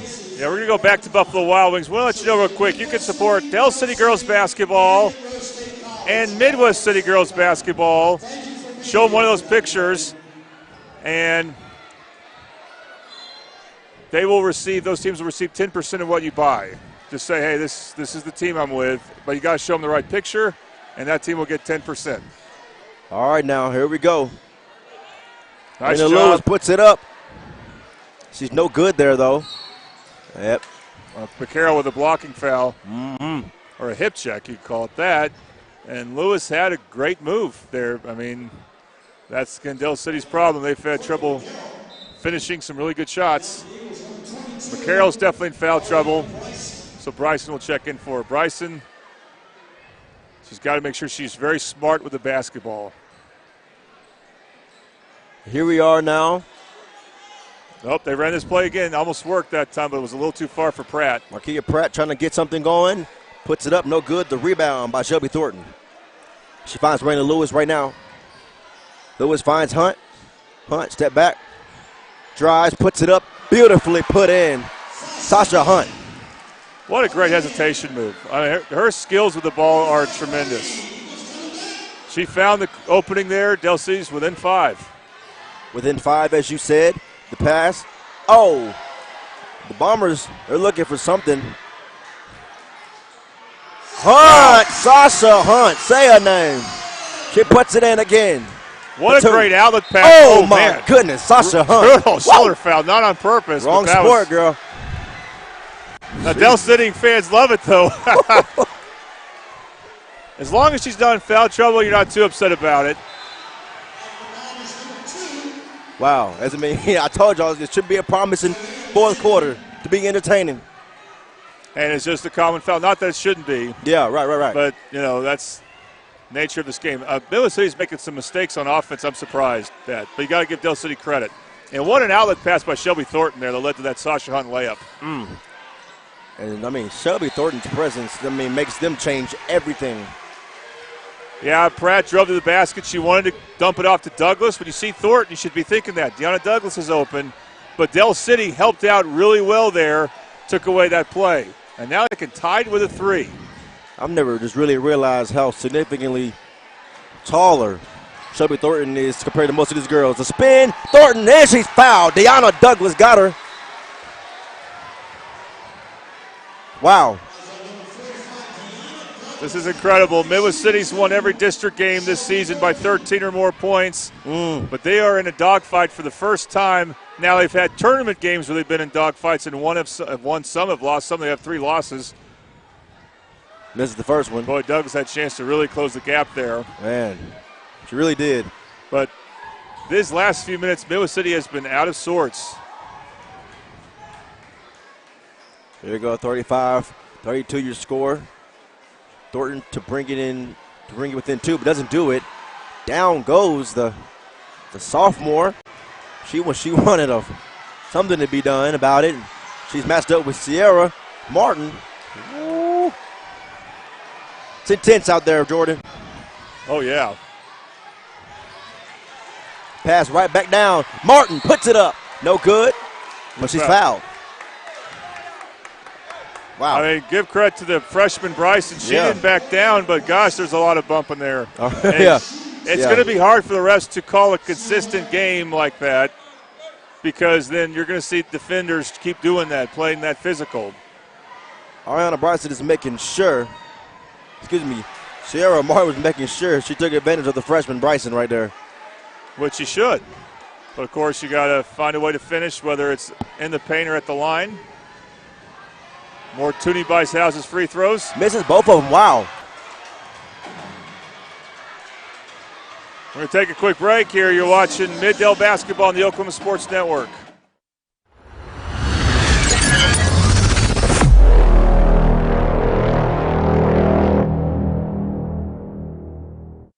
When it comes to your home, you need someone that you can trust to keep it safe and protected for you and your family. Vesta Foundation Solutions is your local, family-owned company that has helped many homeowners fix and protect their homes. Our engineered solutions can take care of all of your foundation repair, basement waterproofing, concrete leveling. Engineered solutions can take care of all of your foundation repair, basement waterproofing, concrete leveling, and dirt crawl space repair needs. We take pride in getting the job done right, and you'll always be protected with up to a 75-year warranty. Contact us today for a free estimate.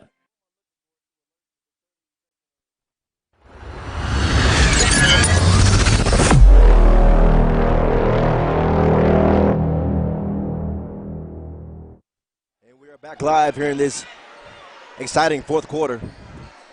37-35, your score. Bombers up by 2.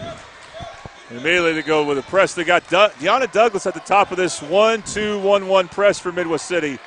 Speaking of her, I'm just surprised Midwest City has not made it a priority to give her the ball more. She has not looked to shoot much this game. But when the game gets tied, she goes right to the basket. Trying to find somewhere to go, and we have a timeout for Del City. Yeah. That'll be a quick one. We don't have timeouts listed on the scoreboard, but it's 30-second timeout, so we can keep it here. Yep. Well, Ray, we haven't had a chance to get this in, but we got the boys' game next. That's 1 versus 2. And if you think this game's close, and it is at the moment. Wasn't it a 1-point game with them the last time they played? Or it's a 2-point game. Oh, my goodness. And I wouldn't be surprised to see like one team jump off to a 10-point lead and the other team make a big comeback and just a game of runs because of the way those two teams play. But that's the crown jewel of high school basketball right now. In my opinion, it's the game of the week anywhere is Del City, Midwest City. I'm glad though we're the only ones covering it. Yeah. That boys game again coming up, and we hope to have former Del City McDonald's All-American Brandon Garrison on at halftime. As he makes his way Meanwhile, back to for Stillwater. Midwest City, they're going back to what's worked for them a lot on defense, and that's the full court press where they trap the first pass. They have not converted that often, which is surprising,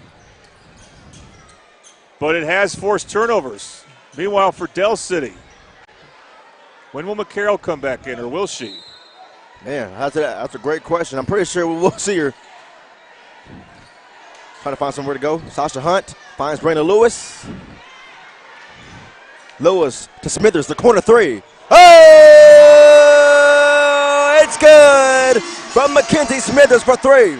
Brought to you by Bobby Lewis Insurance.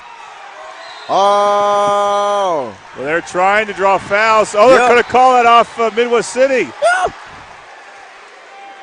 Tell you, it's unbelievable how often we see Del City or Midwest City attack the paint, and Del City has been able to not foul. I know Coach Knight will say, no, they fouled, and it just hasn't been called. Right. The refs are going to have a conference here, and they're not going to call a foul. It's going to be who's it out on. They're going to stick with Midwest City being off of them. So Del City with the ball in the lead. They've trailed almost the entire game. Man, what an entertaining ball game this has been. Back and forth.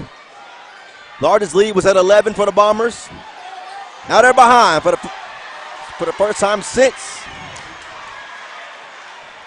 Well, actually the first time the whole game. Lewis. Oh, what a great defensive play. I think that's Landon who knocked it out. Saved the layup and knocked it off of Lewis. Yeah, that was a great play.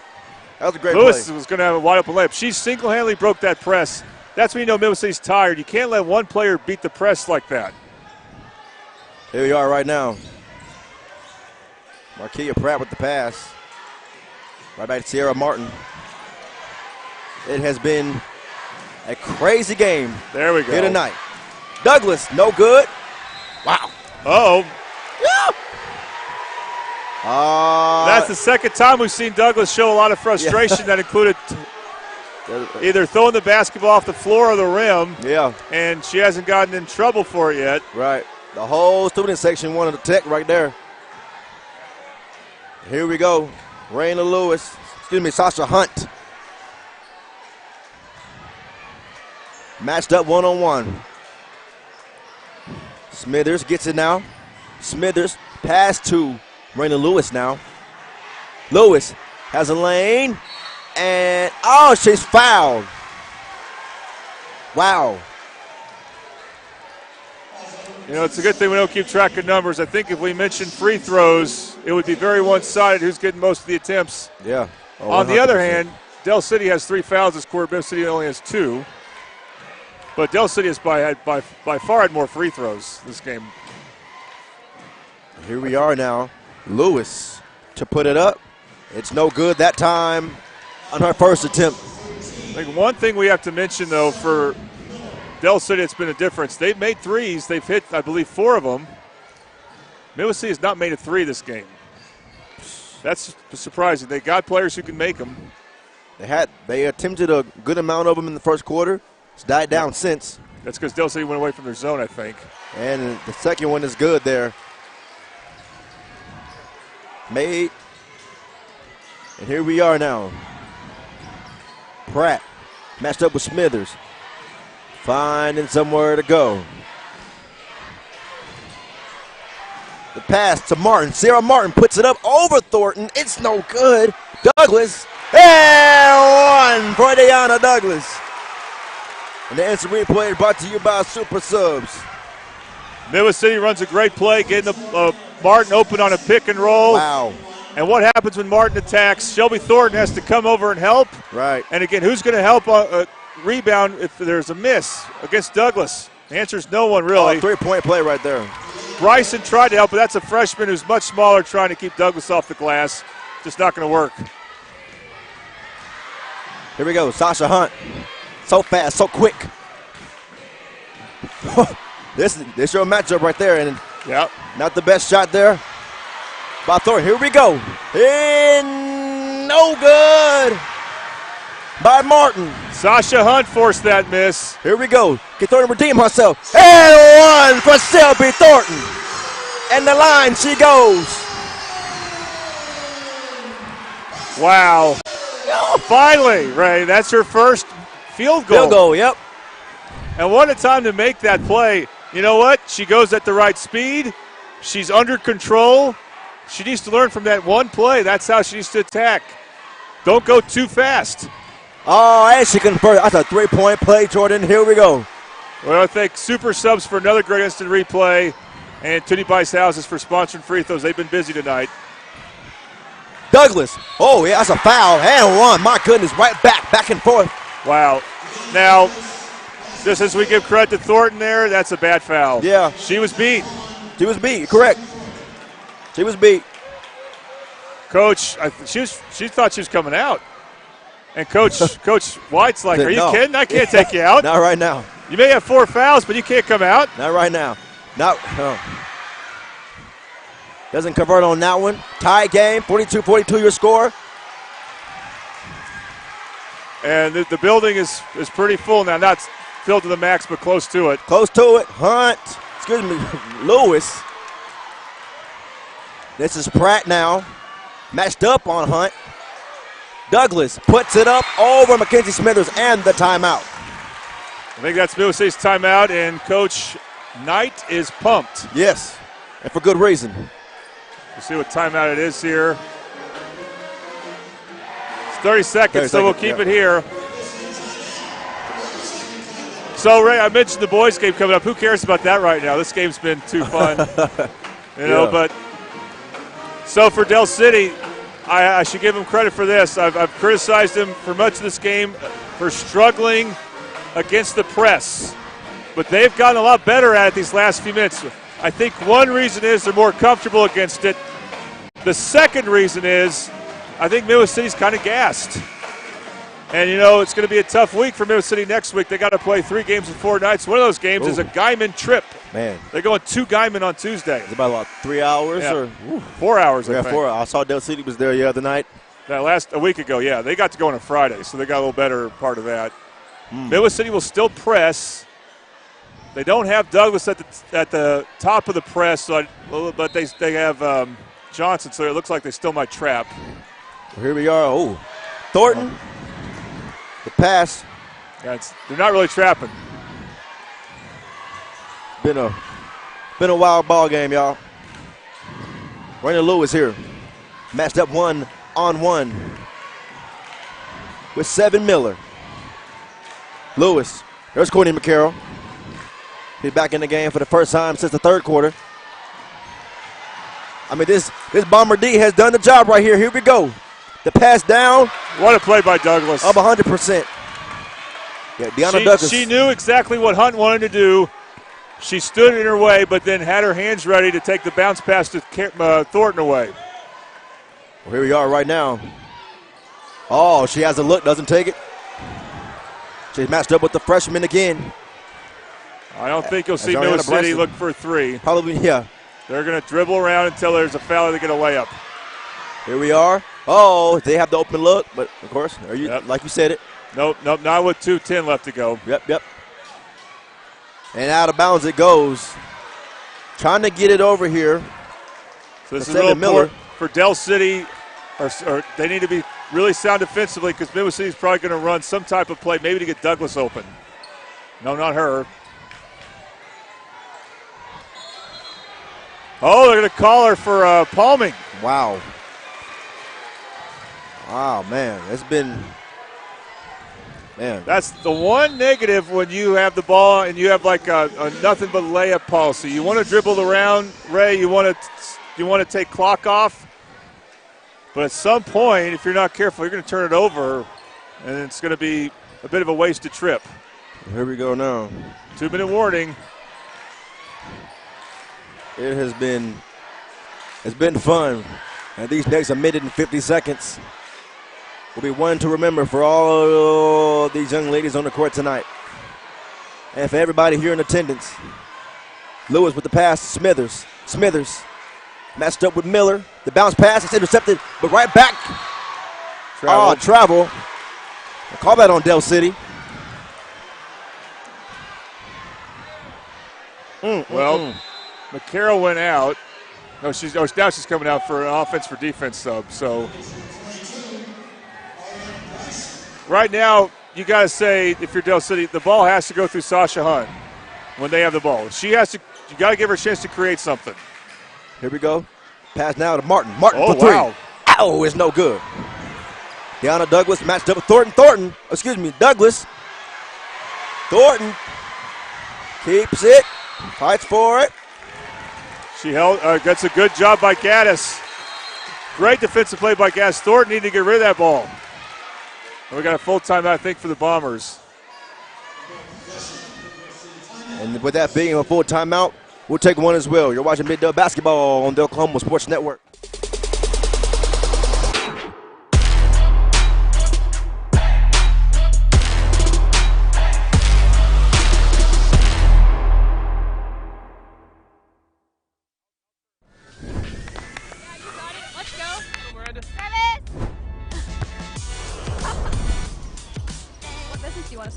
Start a car mechanic shop. Let's say we go to Scissor Tape. Ready to go get some coffee? Yeah, let's go. You got it. I think she was from 1, Rose State. 2, 3. Woo-hoo! Congratulations, Rose State college graduates.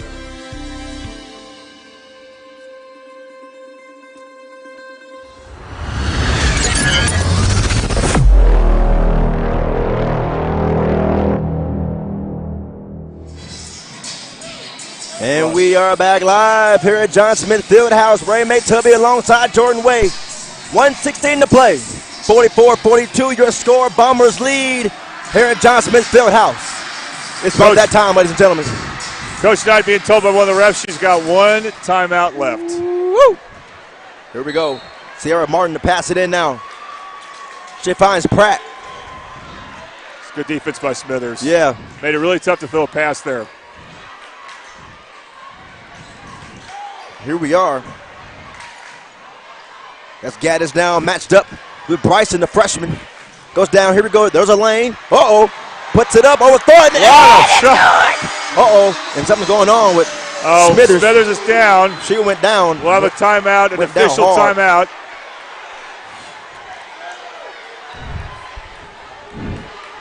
Coach White and another assistant coach for Del City. I think that's actually the trainer for Del City, Ray, if I'm not mistaken. Right. And Coach Mariah White is having some words with the referee. Yeah, confusion. One offensive foul. It wasn't the prettiest move by Martin. It was effective, of course. She hit the shot over Thornton, which has been a very rare. Thornton's been really great on defense this game. 55 seconds left to play in this ball game. It's been something to remember, y'all. Yeah, I think it's funny with the between 2 and 3 minutes. Midwest City was kind of playing stall ball when you got under 2 minutes. After there was a turnover on Douglas, and Midwest City after that decided, no, we're not going to do stall ball. We're just going to try to attack the paint.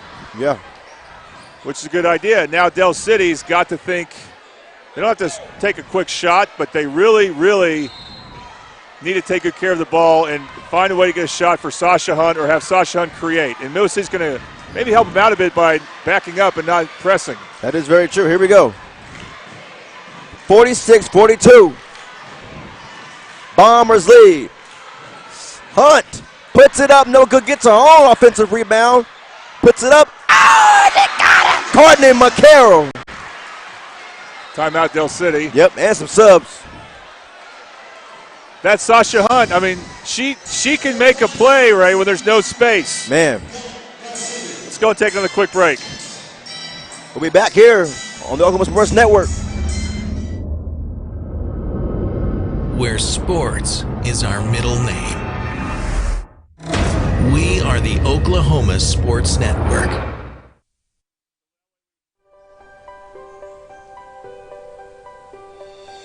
If you've lived in Oklahoma long enough, you'll know that we get extreme weather. With that extreme weather comes hail damage to your roof and an insurance claim. When that happens, there's not a better company to deal with on your insurance claim than Cantrell Roofing and Construction. Since 1987, Cantrell Roofing and Construction has proven to be the best in the business. And always remember, got hail? Call Cantrell. Call them at 405-642-8558.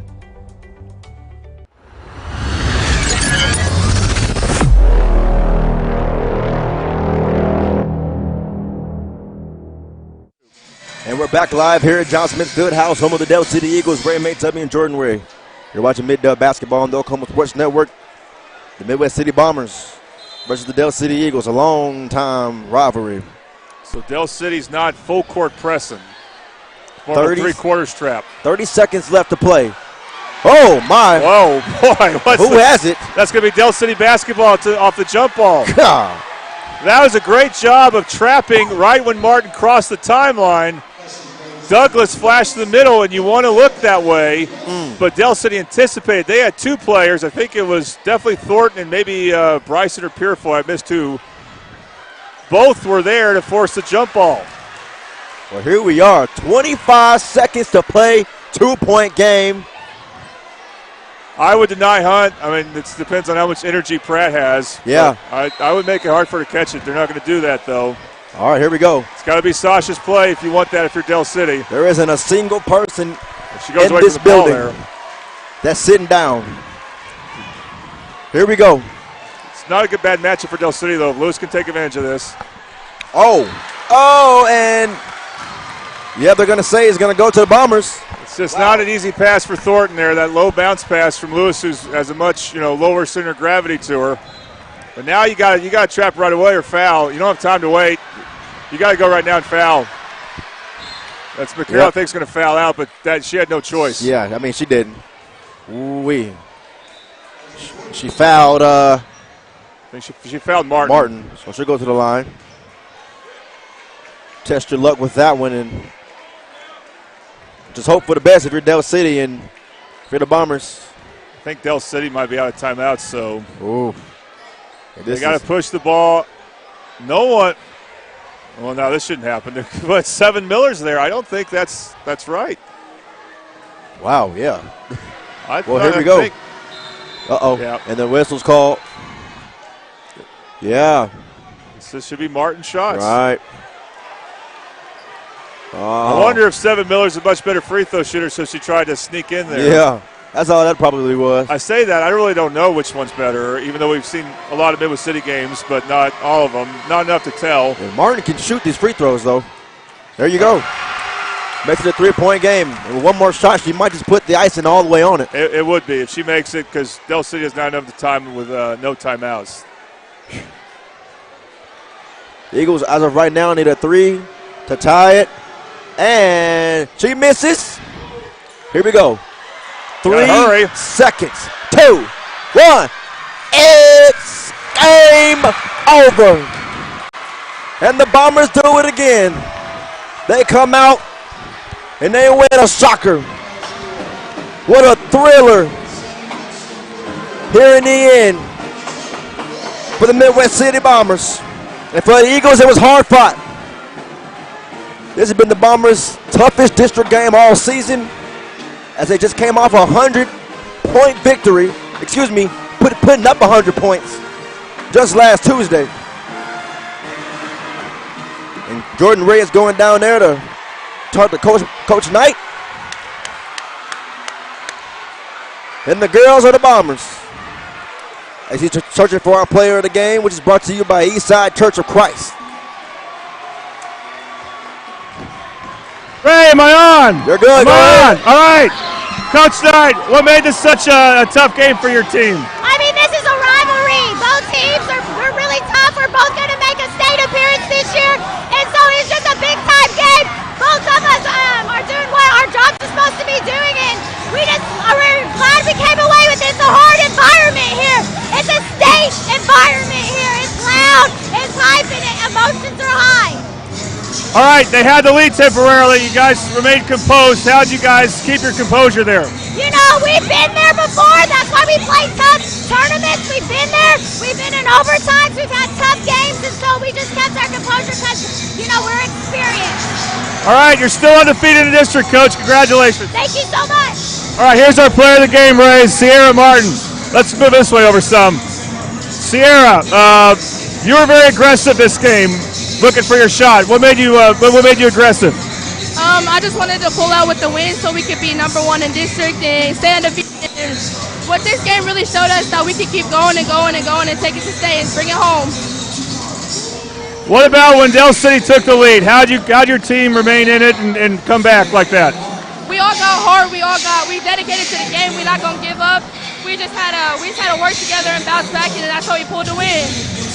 All right. Well, you made some outstanding moves there. I mean, you ought to keep shooting. All right. Thank you. All right. Congratulations. Thank you.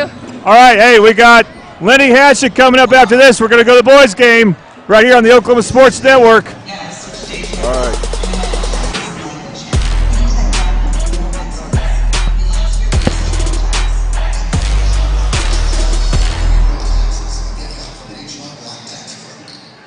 Experience the best wash in town at Tommy's Express. You'll love our open and bright tunnels, easy loading flat belt conveyor, unlimited membership, and free vacuums and mat washers. Experience the difference and visit Tommy's Express today.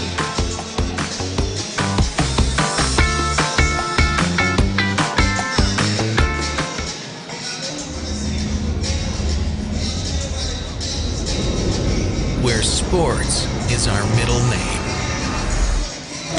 We are the Oklahoma Sports Network.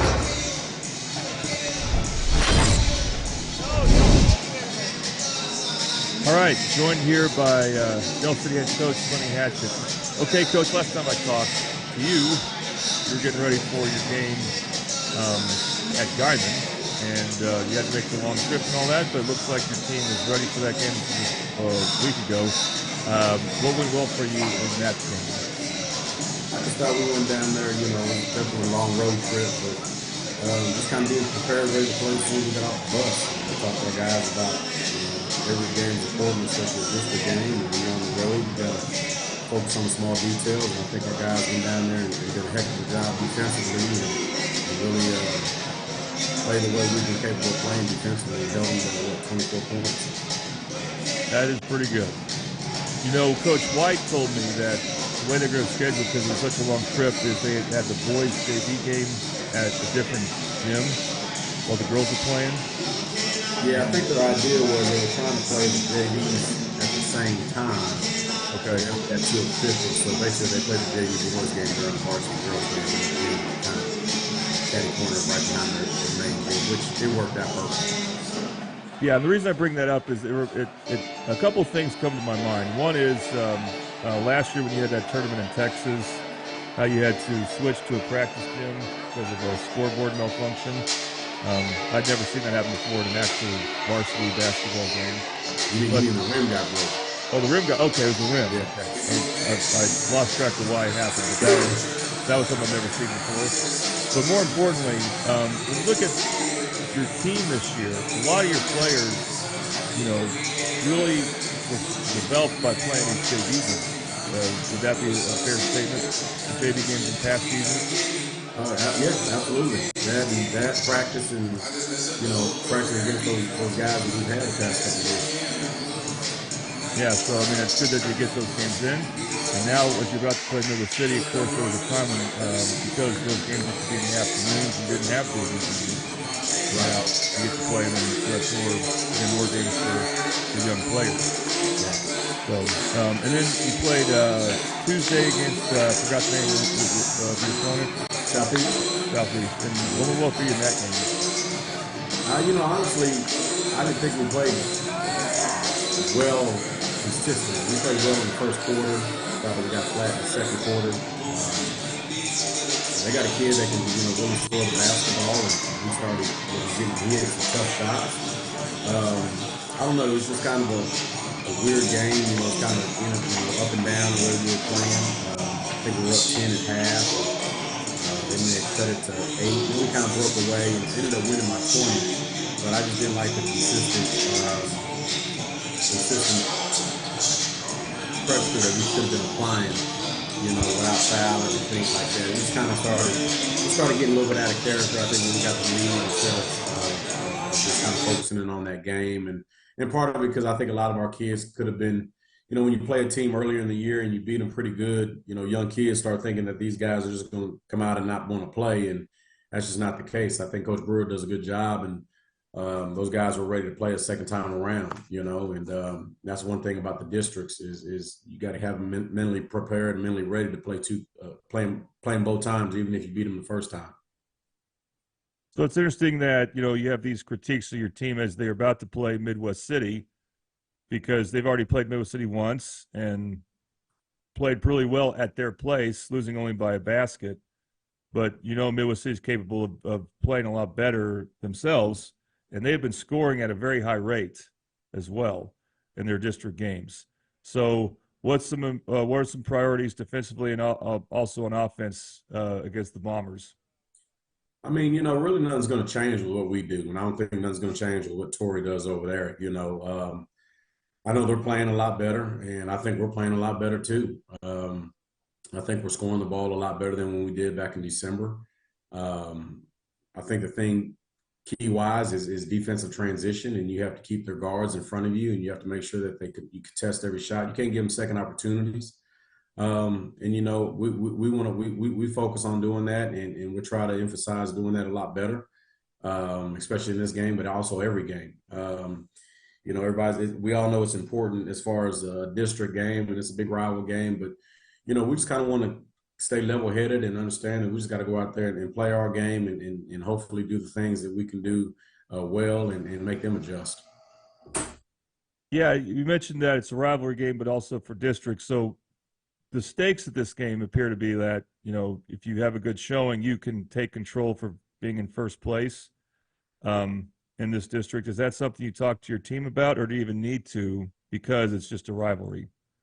I mean, I think our kids kind of know. You know, our goal ever since, like I said before, when we left that McGinnis tournament, is we want to try to run the table. We want to try to win 11 games in a row. And we won 7 in a row, and our next goal is try to win 8 in a row. And we want to go one game at a time. Of course, if we're capable of winning on Friday, you know, it kind of put us in the lead for that district standing for the 1 or 2, you know, 1 spot. Whoever doesn't win is going to get that 2 spot. And I think, you know, that's still pretty good, you know. So we just want to focus on those little things. But I think our kids kind of know the magnitude and what they do. And, you know, you try to just kind of keep them level-headed where they're not getting too overexcited because, like I said, we got to go out there and play the game first. And just like the Midwest City game was alumni night at Midwest City, this will be alumni night for you guys. Do you expect to have a good showing? We do. I mean, you know, we've had a lot of alumni guys come to quite a few of our home games throughout the year. Our alumni's involved and always reaching out to Coach Webb and I, and we just enjoy having them guys here, but we also want to make sure we recognize them when we can. So we're going to try to recognize them at the halftime of the girls' game and then also, again, at halftime of the boys' game. Kind of got some fun things we're going to try to do with them. And then just, you know, hopefully we give them a game that they're excited about to come and watch. All right. Well, we hope, fingers crossed, that we can have notable alumni Brandon Garrison on through Skype at halftime. So. Oh, okay. Okay.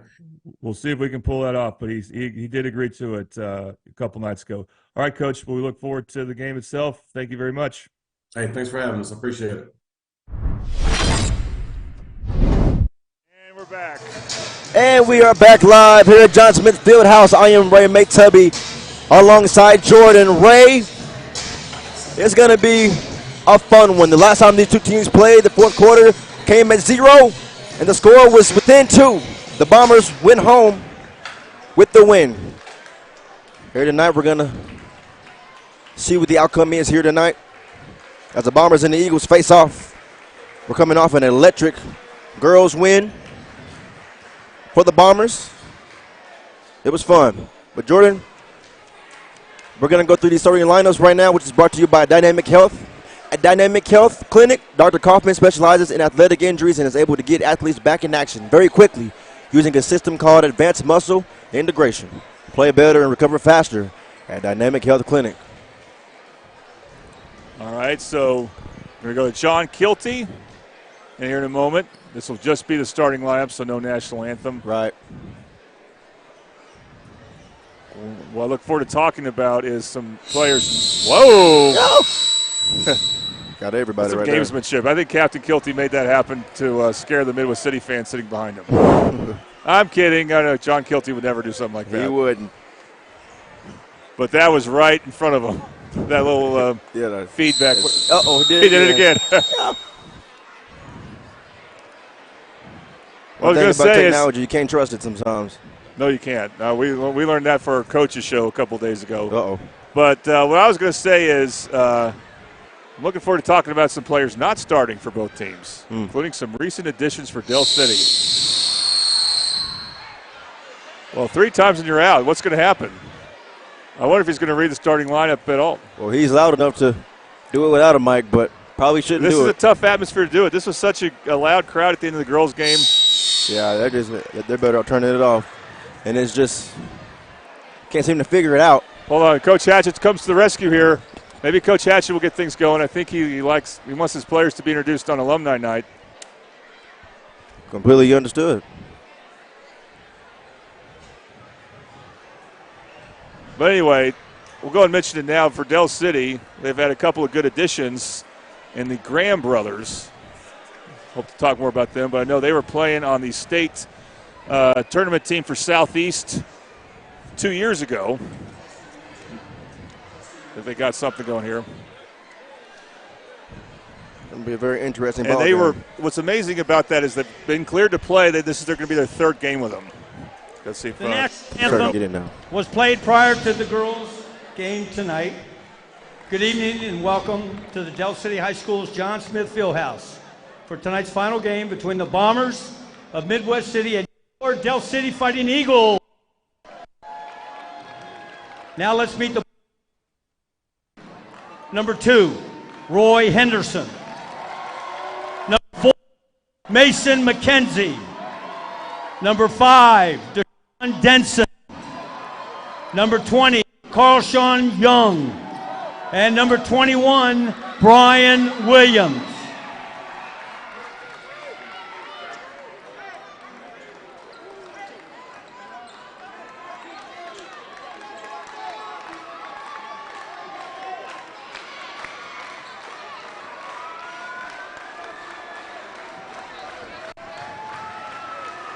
And now, let's meet your Del City Fighting Eagles. Senior number 3, Kentrell Thurston. Junior number 4, Damarion Turner. Junior number 10, Jay Sean McAllister.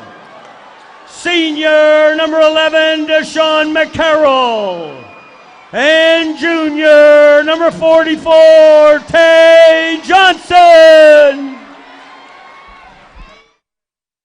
All right, we thank Captain Kilty for getting that together for us there. It was a bit of a struggle, but he got it going. Let's look at the starting laps one more time here before they take the floor. A couple things I want to point out here is Roy Henderson in the starting line for Midwest City.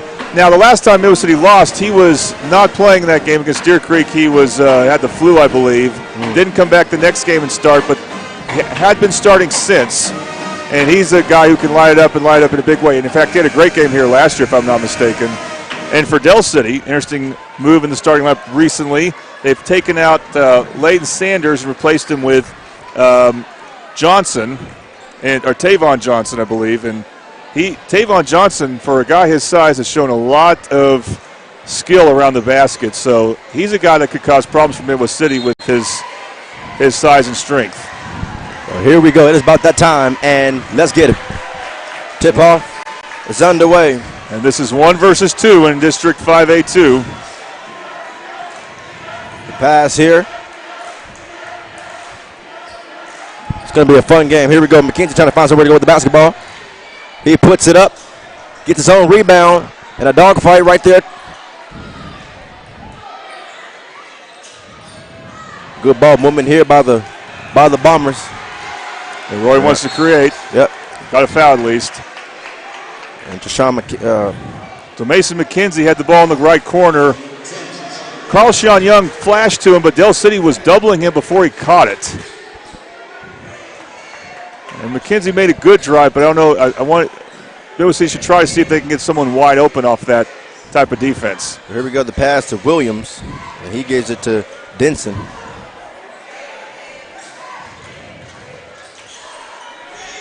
And this is Young, puts it up. It's rejected, though. Gets a piece of it. And now here comes Damarion Turner, the outstanding athlete.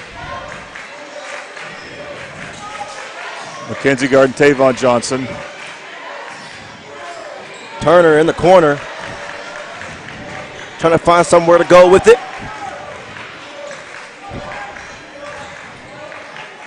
Sean McCarroll stops, pulls up. It's good. The fadeaway jumper from McCarroll. First points of the ball game. So Midwest City shoots a pull-up jumper. They get it blocked. Del City shoots a pull-up jumper, and they make it clean. And the shot is no good. The rebound there, though, by Thurston. That's McAllister trying to do what he can to attack the rim and gets nowhere with that. Yep. McKenzie almost took it away. Got to be careful when you're driving baseline on Midwest City. Puts it up, no good. What Tavon defense Johnson. by McKenzie there? Here we go, Henderson. Pass. Hey, Wow. that's successful. That's two Jones. passes within the three-point line. That is an impressive fast break there.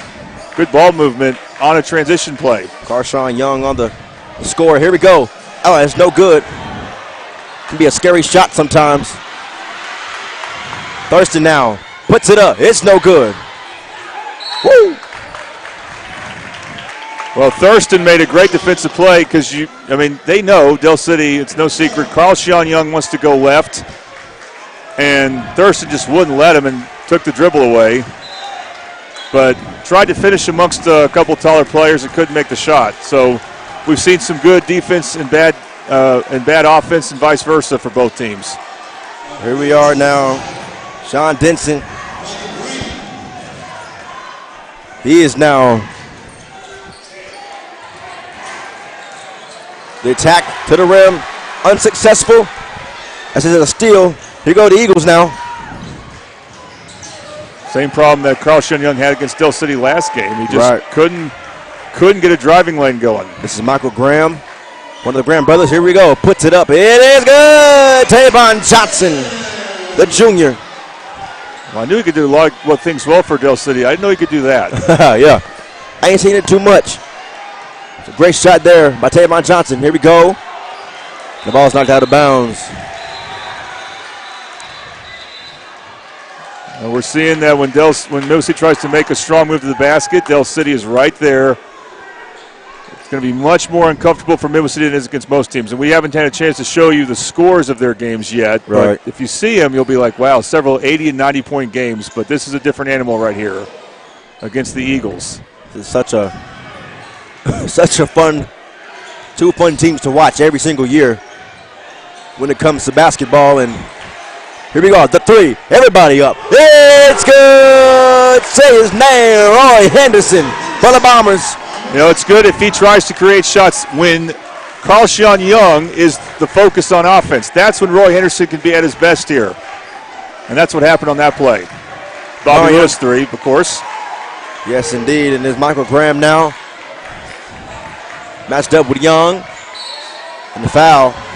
I caught that on Mason McKenzie. Now think about this. Michael Graham, only his third game with his team, and he's already in, and they haven't played half the quarter yet. That shows you what Coach Hatchett thinks of Michael Graham. For sure. So number 5 for Dell City, brand new to the team, but he can make a big difference for him.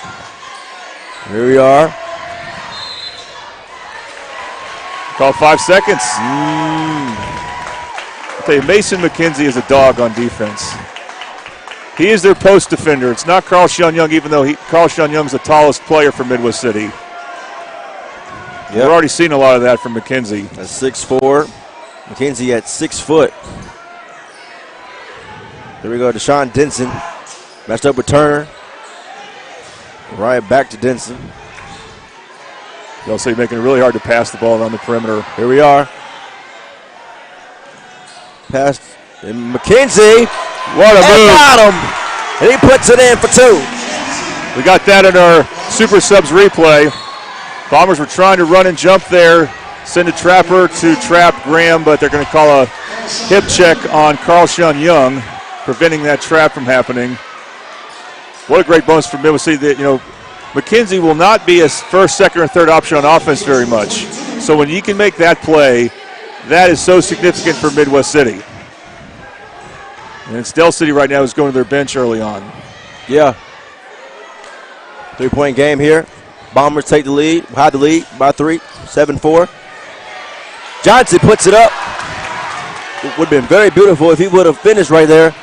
And he puts it up, and it's no good. Over the back. Not going to call it. Over the back on Midwest City. That's Brian Williams who tried to finish there. Okay, he's also not a primary option type of guy on offense. So it's going to be a foul on Denson because of that miss. By the way, Denson hit like 7 threes last time the Bombers were on the Oklahoma Sports Network. Here we are now. Graham, he passed it to Turner. And he's matched up with Denson. McCarroll trying to find somewhere to, oh my goodness, it's physical down there, and they got him. Well, what a block by McKenzie, but unfortunately for Midwest City, McCarroll kept it, and it's going to be 2 fouls on Carl Young. Man, 2 early fouls, and McCarroll will go to the line now. Shoot his Tony Byhouse's free throws. So we're going to see Mark Jackson. Now that's the sub for Midwest City I'd want to talk about. He can do a lot of different things for the Bombers. He's been a welcome addition. He came from Edmond Santa Fe. He is a Midwest City kid. He went to middle school here, but then he moved over to Edmond Santa Fe, now back here for his junior year. He's not going to be a shot creator, but he can make the open 3 and create off someone else's shot creation, if that makes sense. Certainly does, and McCarroll converts on that one. And Del City showing a press. Here we go. Pass across the court. And Tavon Johnson gets in. Oh, he has a look for three. Bang! That's good. Deshaun Denson. That's the guy that's going to scare you from trapping. You trap away from Deshaun Denson, he can make you pay. Another Bobby Lewis three from Midwest City. Their girls team didn't make any, but their boys team has a couple. Have a pair of threes. Bobby Lewis Insurance. And well, you see that by McKenzie. He is aggressive.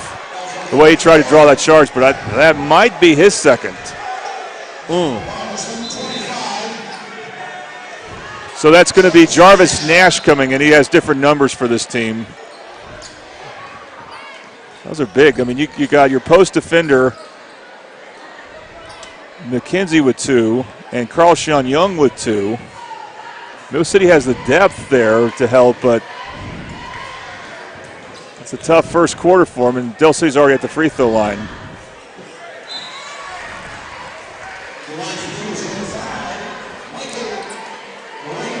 These free throws brought to you by Toonie Buys Houses. It's Michael Graham, one of the Graham brothers, as you mentioned, brought over here mid-season, in and out. Doesn't convert on the second one. Here we are now. Williams, the pass to Jackson. It's good ball movement here. Roy Henderson now. And he's messed up with Graham. Henderson, deep three. No good. Oh, put right back up by Denson. Beautifully made. Again, Del City really shifts over on one side, so there's offside action for Midwest City. Technical. Oh, yeah, I already knew it. It's Jarvis Nash who might have drawn a technical if it's not on him. He did. He drew that well. He's a football player. He's the only football player for Midwest City, by the way. Or is the technical on him? That's definitely on Demarion Turner. He was the one that responded. So then I guess Turner might be shooting free throws off the foul. Well, we'll hear an announcement from Captain Kilt here in a moment. Yeah. Some confusion there. They're going to motion the refs over. So we already see maybe Denson making his way to the opposite free throw line. So we may see Turner shoot 2 off the common foul or the personal foul. And then Denson shoot 2 off the technical, and then it'll be Midwest City's basketball. That's going to be my prediction of what happens here. By the way, we want to thank Buffalo Wild Wings for sponsoring this first quarter. You should come to Buffalo Wild Wings, support your favorite Mid-Del sports teams, winter sports teams for right now, up until March 31st. That includes these 2 teams. We'll talk more about that throughout the game. With Buffalo Wild Wings in Del City, where I get to host the Mid-Del Sports Report every Wednesday. Well, Turner will get his fair share of free throws off that foul. We get a lot of the first one. We're getting a heavy dose of Toonie Buys Houses free throws here. Oh, all night. All night.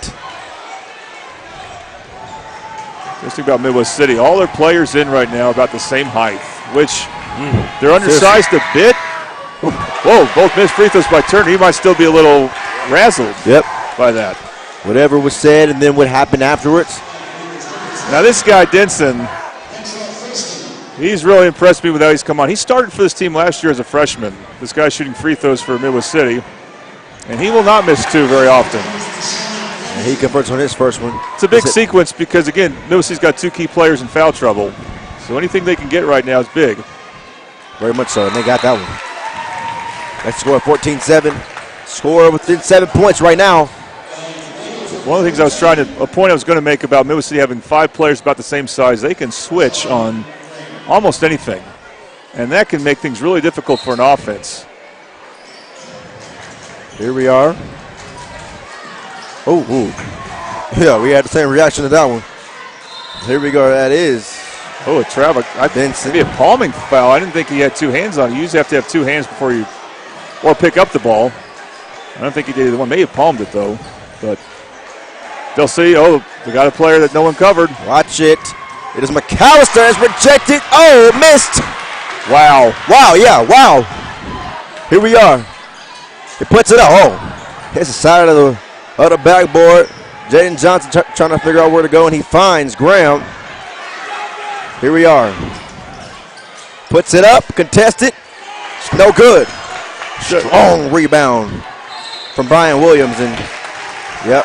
Only the 4th foul on Del City, even with that technical, so it won't be free throws for Brian Williams, but the interior defense from Midwest City,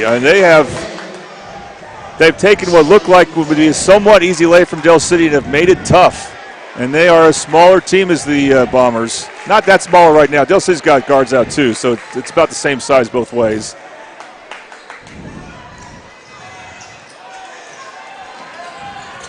Some good matchups right now. Henderson. Pulls up. No good that time. He had a nice fadeaway jumper earlier. Graham with the pass here for 3. No good, off the mark by a lot. That was Kendrell Thurston. Jaden Johnson finds Graham for 3. No good, off the mark again. Here we go. Out. Everybody's up on their feet for good reason. It is good. That's Mark Jackson. That timeout is called. Just great anticipation on that leak out. Well, we're going to have a 30-second timeout here, so I can't believe what I'm seeing. Again, 2 key players out for Midwest City with foul trouble, and they are expanding their lead. Well, it's supposed to be a full. It is a 30-second timeout, but some Midwest City players were sitting down. That's not allowed if it's a 30-second timeout. But they're doing it right now with tough defense. I think Del City's missing a lot of makeable shots, and then Midwest City is taking advantage of that in transition. 16-7, your score right now. I'm not surprised. I thought one team would jump out to a lead. Yeah. But you have to believe Del City's going to have a run in them. And they're going to bring Tavon Johnson back. And without Mason McKenzie, that's the defender that, again, he makes it tough on the opposing post player, but he's out right now. So going to Tavon Johnson would be a good idea. Now Midwest City's going to go with a 2-3 zone with Roy Henderson in the middle. I still look to go to Tavon Johnson some, if you can get it to him. Here we go. Thurston puts it up. Keep missing on these shots. Graham on the rebound, and he got it for the Eagles. I think the message for Del City is attack, attack, attack the paint. Yeah. Thurston finds Graham. Oh! Offensive rebound by the Eagles, and it is good by Graham. Yeah, Jarvis Nash just lost his dribble there. Here we go. Stops, puts it up. Whoa! Whoa! What are they going to call right now? Yeah, yep. They're not going to count it according to one ref. Right. Well, that's big because Del City had some momentum. That should be free throws, though. It's not going to be a foul on Midwest City, so that's a tough break for Brian Williams. I don't know why they didn't count it. Really, that's a surprise. But he'll still have 2 shots. Yeah. Some more Toonie Bice Houses free throws. And he's no good on the first one. 39 seconds left in this first quarter. Got a 5-point game. At some point you think, and we already have seen it, Del City scored the last 4 points, that they're going to start to get some shots where they're very comfortable at in the paint. They just haven't been able to make them. A lot of that's because of the Midwest City's defense. And that is good. Drained right there by Brian Williams.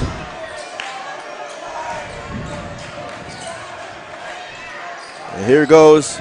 That's Michael Graham. He put it up, but it is denied by Roy Henderson. It's a scrap down there for the ball.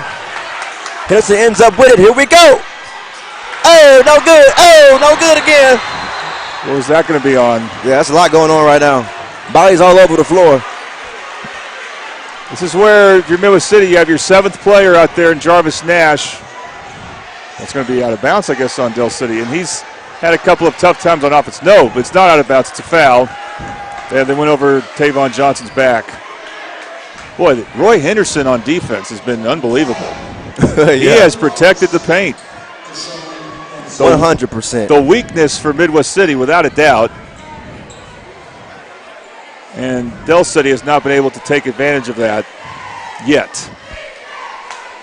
There's Tavon Johnson now. The junior, 6'4", at the line and shoot his Toonie Bites Houses free throws. Johnson, no good on the first. So we're going to see a sub for Midwest City. You're going to give Denson a rest. So now they're going deeper into their bench now because they got two guys in foul trouble. Caleb Stevens coming in. He's a sophomore. We'll see if he can be composed right now. Johnson converts on the second, though. Henderson receives the ball right back. And let's see what's up with that. And while they blowing the whistle twice. Oh, the scoreboard went off. The scoreboard is gone. Thought for a second Roy Henderson drew a foul. This is right, there we go. Some tough issues with technology here. It's been rough tonight at the John Smith Fieldhouse. Yeah.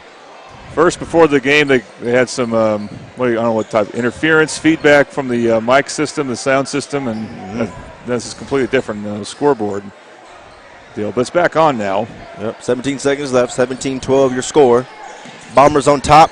The pass in to Jackson. He's matched up with Johnson. He puts it up. No good. Rebound by Del City. 10 seconds to play. Here we go. It's Michael Graham. Decides to attack the rim. He does it. And the foul. He got it.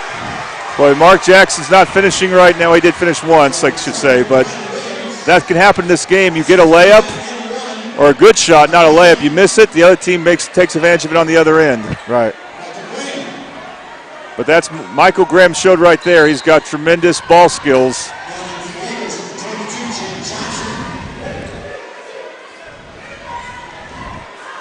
Well, Michael Graham is going to go to the free throw line for his Toonie Bites Houses free throws. Try to make this game within 2. Puts it back up. No good at the buzzer. Brian Williams has got to be smarter than that. That's just careless basketball right there. And that will conclude our first quarter. As we enter the second, it should be exciting. Ray May Tubby, Jordan Ray on the call. You're watching Mid-Del Basketball on the Oklahoma Sports Network.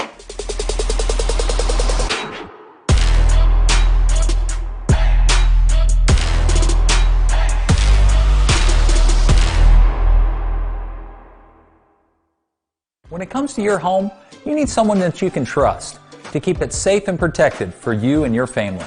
Vesta Foundation Solutions is your local, family-owned company that has helped many homeowners fix and protect their homes. Our engineered solutions can take care of all of your foundation repair, basement waterproofing, concrete leveling, and dirt crawl space repair needs. We take pride in getting the job done right, and you'll always be protected with up to a 75-year warranty. Contact us today for a free estimate.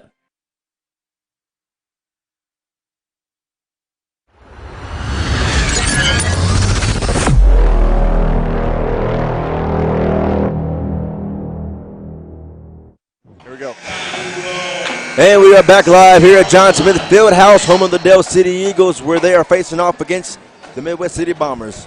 We enter the second quarter, which is brought to you by Casa Juanita, which is a quick service restaurant offering fresh and flavorful fiesta meals in Del City, Oklahoma since 1976. It's located at 4718 Southeast 29th in Del City, Oklahoma.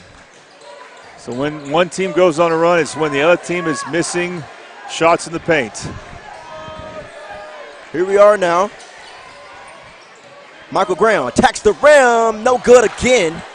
It's been off a few times when he goes and attacks that rim and the ball goes out of bounds. And right there. Brian Williams is shaky right now with the basketball. And he didn't play last year, so the skills have to kind of come back to you if you take a year off. Man, that's, yeah. I think they have for him, but, he's not the primary ball handler. Here we are right here. It's the pass to his brother, Graham and Graham right here. Now, I'm not familiar with Michon Graham, but we'll see. Yeah, that's Michon Graham. Oh, my goodness, he is rejected there. Oh! Nope. And these Midwest City boys are able to get up here and deflect these balls. It goes out of bounds that time. And Denson in for Williams. I like that sub. Williams needs to kind of get a little composed on the bench.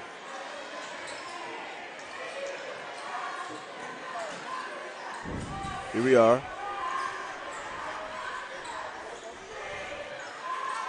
Henderson now with the pass to Stevens. Stevens takes a shot. It's no good. Too strong off the rim. And a foul on Henderson. I'm not saying Stevens can't make that shot. I don't know if that's a shot you want.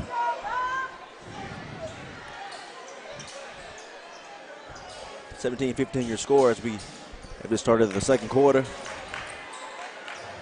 Avon Johnson gives it to Jaden Johnson.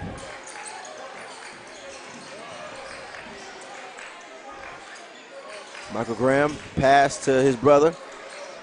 Here's Sean Graham. Johnson now matched up one-on-one with Denson, who's had a great first half. Here we go. Puts it up. That's Thurston. Kentrell Thurston. A senior. Good job by Jaden Johnson drawing a crowd. Uh-oh. They're going to call a foul on Thurston. Ooh, that would have been a good, nice three for Roy Henderson. Well, we're tied up, so how long will Coach Noel, the first-year head coach for Midwest City, but no stranger to Midwest City? Not at all. 4 years an assistant, 4 years a player, and then a Division I college player in between. But how long will he go without Carl Sean Young and Mason McKenzie? Mark Jackson with the pass here. Jackson for three, at the corner three. Hey, it's good! Yeah, he is so good at that corner three. Brought to you by Bobby Lewis Insurance, and what a three. Oh, Johnson, his is no good. But over the back. Oh, yeah. And Kentrell Thurston is upset because that's another foul. I don't blame him for being upset because usually short guards like that don't ever get called for over the back. However, the refs are consistent. They have called this on Midwest City, too. Yeah, they are consistent. McCarroll now back in the game for the Eagles. Henderson slows it down. The trap comes. Finds a man, though. Uh-oh.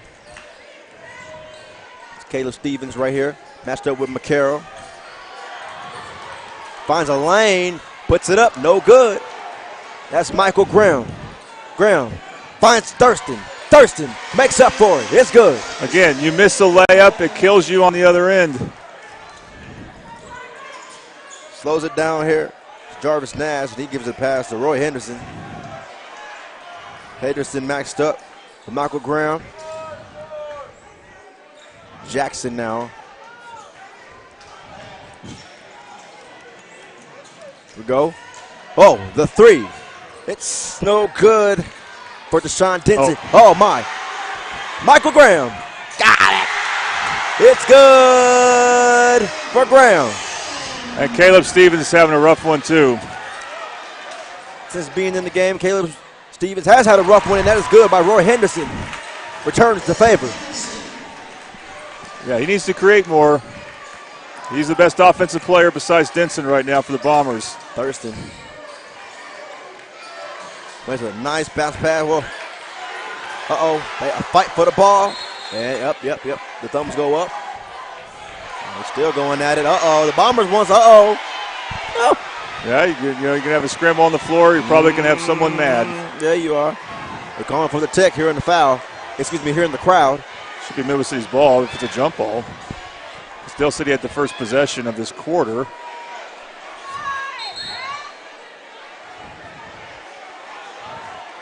So Brian Williams will come back in. Man. Both these games. The girls' game earlier, the boys' game right now. It's been fun. Well, you're combining a rivalry game with the fact this is 1 versus 2. Yep. Del City can put themselves in a position where they're back in first place because they might have a tiebreaker if they can win by 2 points or more this game. Henderson, no good for 3. There's DeMarion Turner. He had a collision away from the ball. We got a Del City player down. They're going to stop play. They're going to stop the play, yeah. McCarroll is down. I didn't see what happened, but you ran into Roy Henderson. I don't know exactly how that happened. Did a ref lose his shoe? Or some, I think a ref lost his shoe. No, he sure did. He's shoeless. I haven't seen that happen very often. Oh, this is, I hate seeing this. McCarroll is down. He's been down for quite a bit here. Well, you know, he plays a lot for a reason. Both teams have guys they can go to off the bench, but we've seen some of them struggle. Michael Graham's been outstanding off the bench. For Midwest City, Mark Jackson's made some plays, but otherwise they need good bench production besides him, and they haven't really gotten that. And that's why their 16-7 lead evaporated. Here we are, 21-22. So hope McCarroll's okay. Yeah. Hope he is all right, and they're going to Coach Hatchett. He's the one who's going to make sure there's no sweat there. Right. He's a head coach of many talents. He also drives the bus. Yeah. He also does the scoreboard for the Eagles football team. He's everywhere. And here we are. Johnson with the pass to Turner, who hasn't been in since the first. 3 ball. It's no good. Might as well be a pass to the Bombers. Puts it up.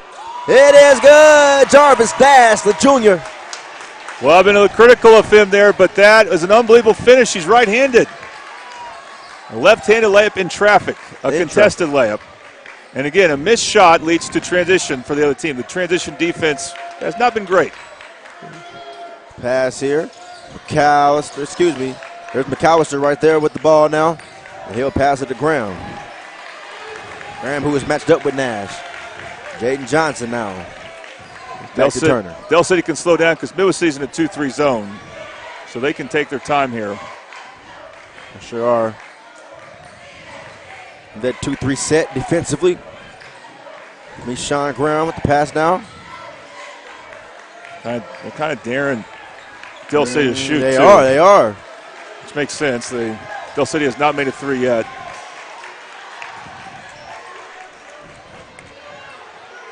Marion Turner. Well, I believe had a little incident earlier. Deshaun, there we go. Pass all the way across the court, back to Turner. He'll pass it to Graham. Back to Turner. Now to Graham. But finally attacks the rim in traffic and then draws the foul. That's just a case of putting your head down and seeing what can happen. Right. Yeah, seriously. But it worked for him. Sometimes depends on what type of mood the refs are in. By the way, we're hoping to have Brandon Garrison on at halftime. Right, so we'll see if we can pull that off. Mm-hmm. That is good by Michael Graham as he attempts his first Toonie Byhouses free throw attempt.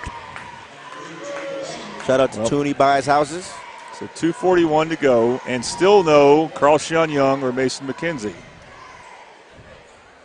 And I guess part of the reason why is they're hanging in there is Midwest City. But the other thing is, if you start them out in the second or third quarter with 2 fouls, you make sure they have 2 fouls. We're going to have a timeout here. Right. What's that going to do for Midwest City? It allows Carl Sean Young and McKenzie to be a little more aggressive on defense. You take that element away if you have players in foul trouble. So, 30-second timeout. Well, a 30-second timeout here. I want to update something here. So, also it's a big game for Carl Albert because they lost at home to Guthrie the same day these teams played. In fact, we had that game on the Oklahoma Sports Network as well. At the same time, we were doing Del City at Midwest City back on December 15th. So they need to win to have a chance to host because they host a regional every year, but they're out of it at the moment because they're currently third. Right. Well, last check, they are beating Guthrie 37-24. So they could put themselves in position to surpass Guthrie and maybe even catch Crossings, which will have the Carl Albert Crossings rematch because Carl Albert also lost that game earlier. We'll have that game Thursday. It's a rare Thursday game, and it was scheduled for Thursday from the beginning. Here we go, 24-23. The second time Brian Williams has not been able to control the ball with his left hand.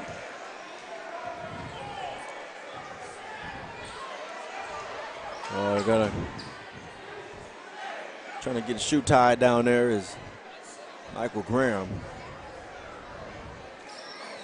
Just dribbling too high. You got to be careful. Marian Turner. The ball here. He dumps it off to Graham, who gives it to Johnson. Back to Michael Graham. McCarroll, good to see him back in the game.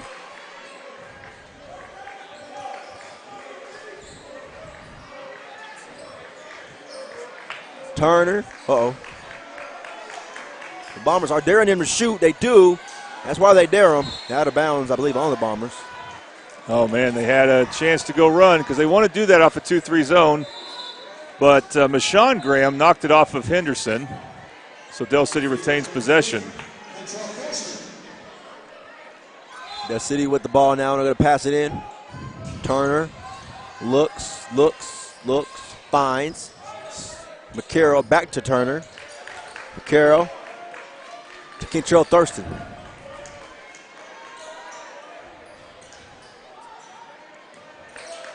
Gets a good look right here. And that is Graham, no good. Been a rough first half for him. They're going to call that on McCarroll. It's good to see him back in. Yes, it but is. Roy Henderson slowed down at just the right time for McCarroll to make enough contact because he didn't really anticipate him slowing down. Not a lot of fouls this half, or this quarter, I should say. Bombers maintaining the lead without two of their best. Henderson now. Stops, slows down. Ensign matched up against, that doesn't turn out too good for him. Him and Turner one-on-one at it. He's spinning to his left, and he doesn't want to shoot with his left, so not a good move. Kentrell Thurston matched up with Deshaun Denson now. A lot of ball movement from the Eagles. And a timeout by the Eagles. Yep, it's going to be a full timeout. That'll be a timeout for us as well. Ray Maytubby and Jordan Ray here on the call. You're watching Mid-Del Basketball on the Oklahoma Sports Network. Where sports is our middle name. We are the Oklahoma Sports Network.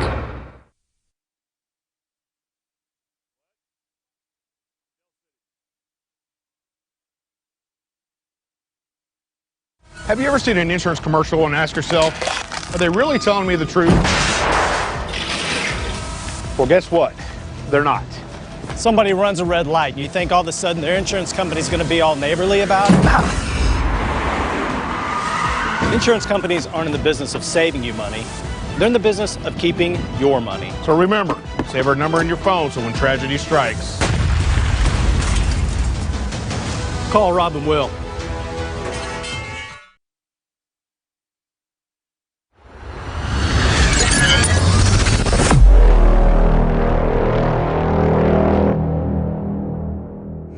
And we're back live here.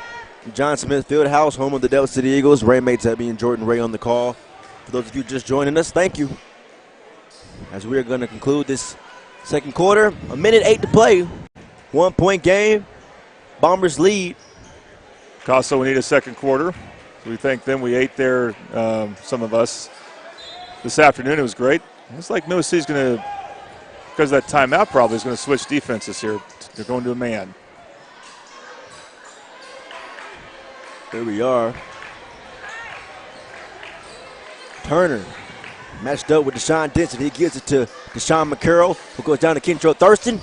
Oh, nice. What a pass by Tavon Johnson. Beautiful. As soon as Mississippi started to trap, Del City was ready for it. That gives the Eagles a lead for the first time tonight. 40 seconds to play here in the first half. Roy Henderson with the pass. Denson. Here we go. Stops, pulls up. No good. In and out by Williams. McCarroll trap. Uh-oh. And he just bounces the ball off with a. Did he step out? At first I thought it was a foul. No, he stepped out, so Mississippi gets a possession from that. They're struggling on offense right now, so that's a break for them. Pulls up for three. No good, too strong right there for Henderson. 18 seconds to play. If you're going to shoot that, you might as well drain clock first. Yeah. 25-24. The score equals lead. 8 seconds left. 5, 4. Here we go. That'll run the clock. And no good. And that will conclude the first half. Dale City leads by 1, 25-24. We're going to halftime. We'll hopefully have an interview with Jordan and former Dale City basketball player Brandon Garrison. You're watching Midday Basketball on the Oklahoma Sports Network.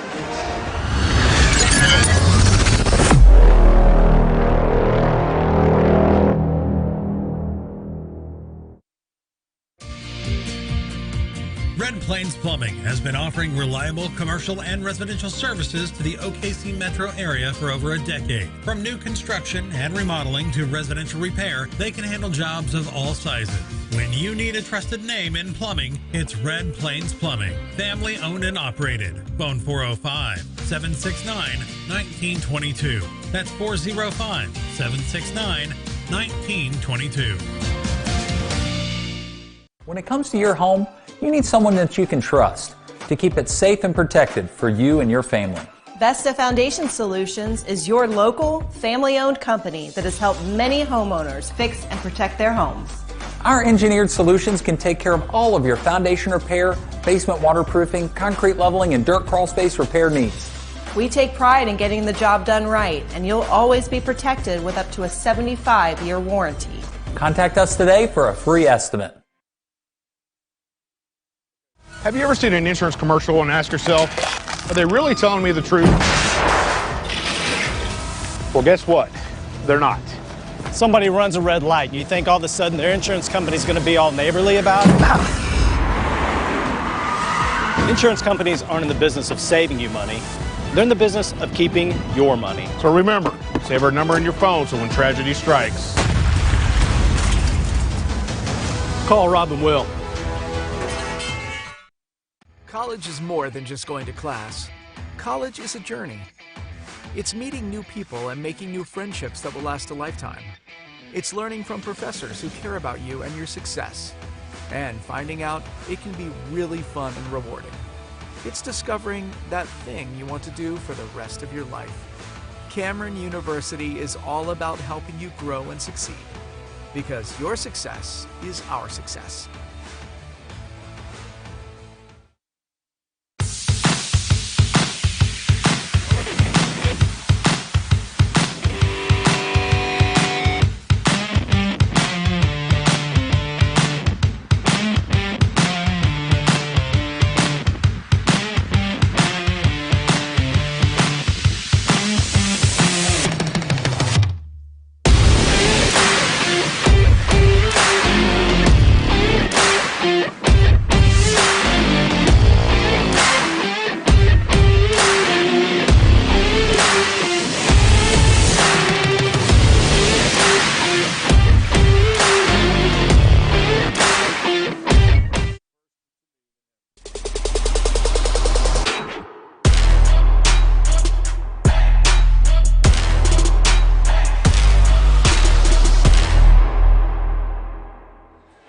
All right, welcome back to Middale Basketball on the Oklahoma Sports Network. We're at halftime, and Dale City leads Midwest City by 1 point. And we have with us here former Dale City great. Yes, I said former, but right now he's getting it done at Oklahoma State. Of course, I'm talking about Brandon Garrison. Brandon, can you hear me? We definitely have him. At least we get to see him. Brandon, is your mic on? All right. We got you now? Yeah, let's try one more time. Go and put him on. All right, Brandon, one more time. Can you hear us? Yes. Okay. Brandon, how you doing? I'm doing good. How about you? Doing great. You got a big game tomorrow, right?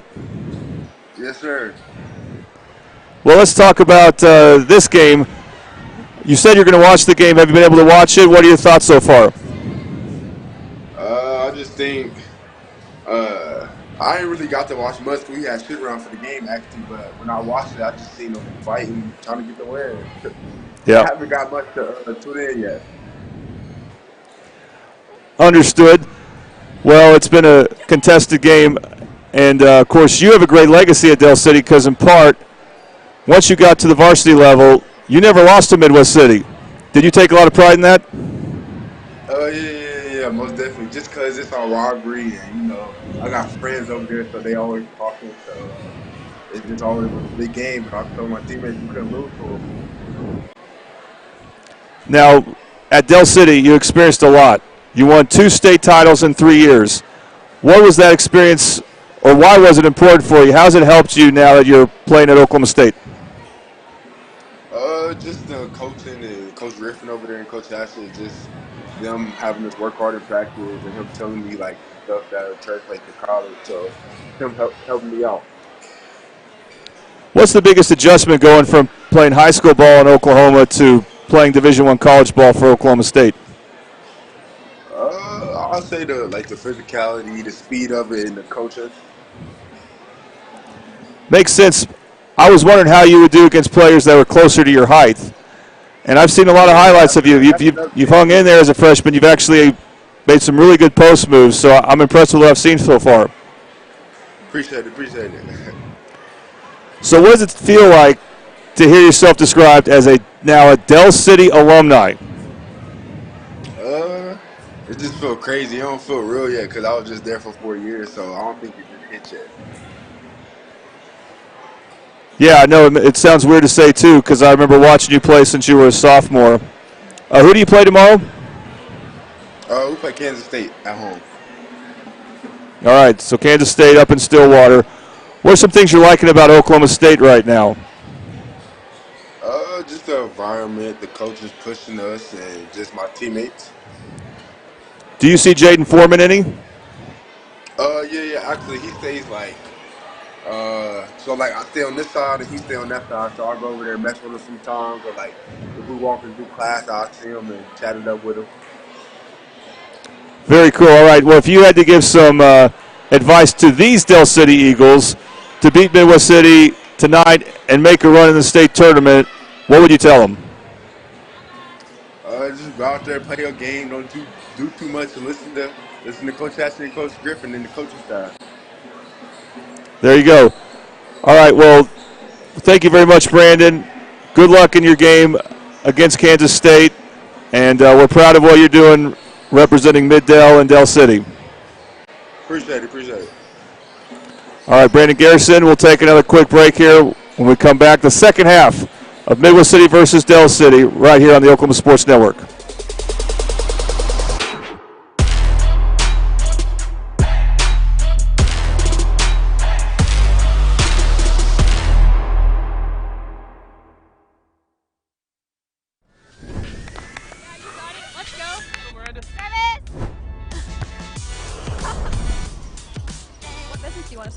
Start a car mechanic shop. Let's say we go to Scissor Tape. Ready to go get some coffee?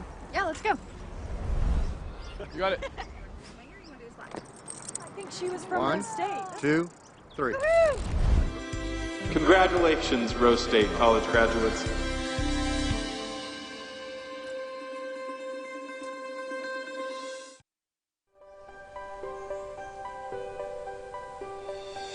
If you've lived in Oklahoma long enough, you'll know that we get extreme weather. With that extreme weather comes hail damage to your roof and an insurance claim. When that happens, there's not a better company to deal with on your insurance claim than Cantrell Roofing and Construction. Since 1987, Cantrell Roofing and Construction has proven to be the best in the business, and always remember, got hail? Call Cantrell. Call them at 405-642-8558. Have you ever seen an insurance commercial and asked yourself, are they really telling me the truth? Well, guess what? They're not. Somebody runs a red light, and you think all of a sudden their insurance company's going to be all neighborly about it? Insurance companies aren't in the business of saving you money. They're in the business of keeping your money. So remember, save our number in your phone so when tragedy strikes, call Rob and Will. Red Plains Plumbing has been offering reliable commercial and residential services to the OKC metro area for over a decade. From new construction and remodeling to residential repair, they can handle jobs of all sizes. When you need a trusted name in plumbing, it's Red Plains Plumbing. Family owned and operated. Phone 405-769-1922. That's 405-769-1922.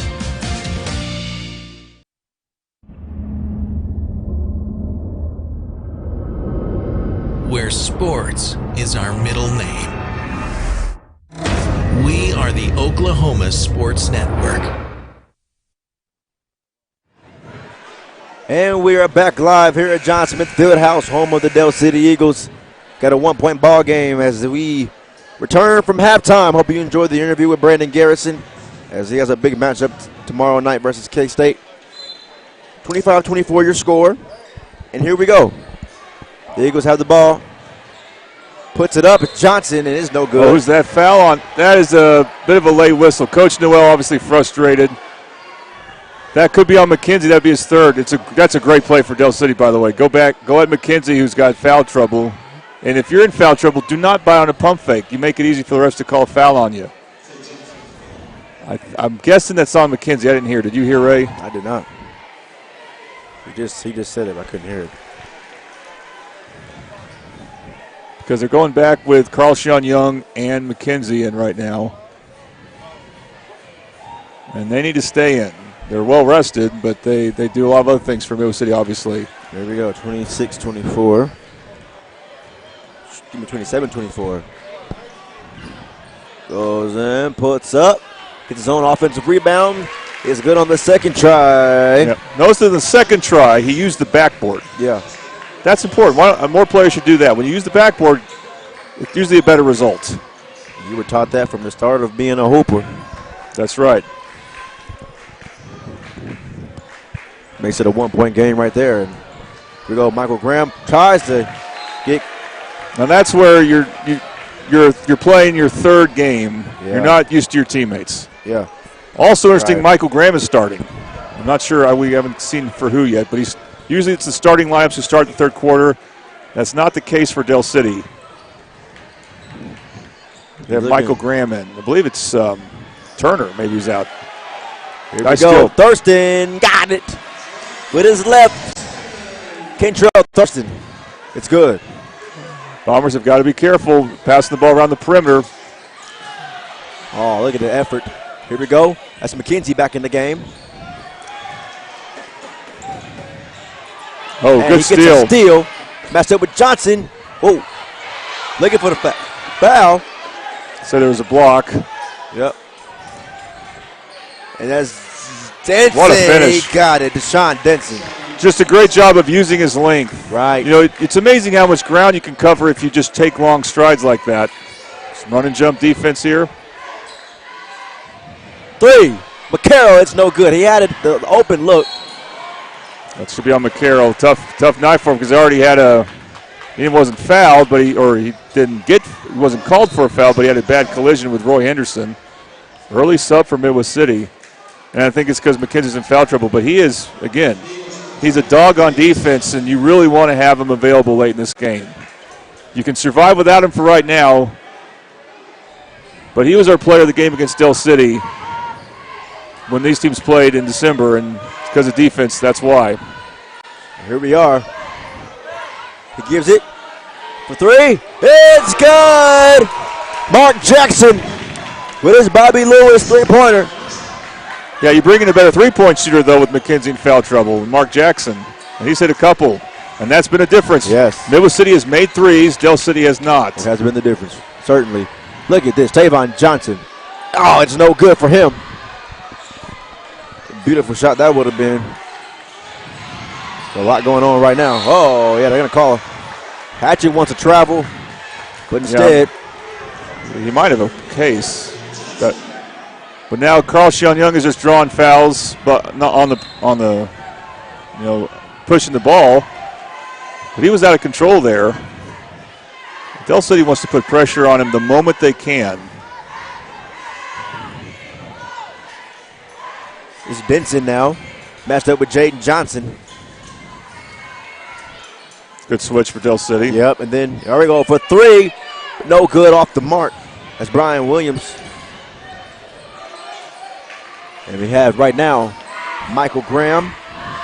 Matched up one-on-one with Jackson. Good steal. And it's Henderson. Here we go now. It's good from Deshaun Denson.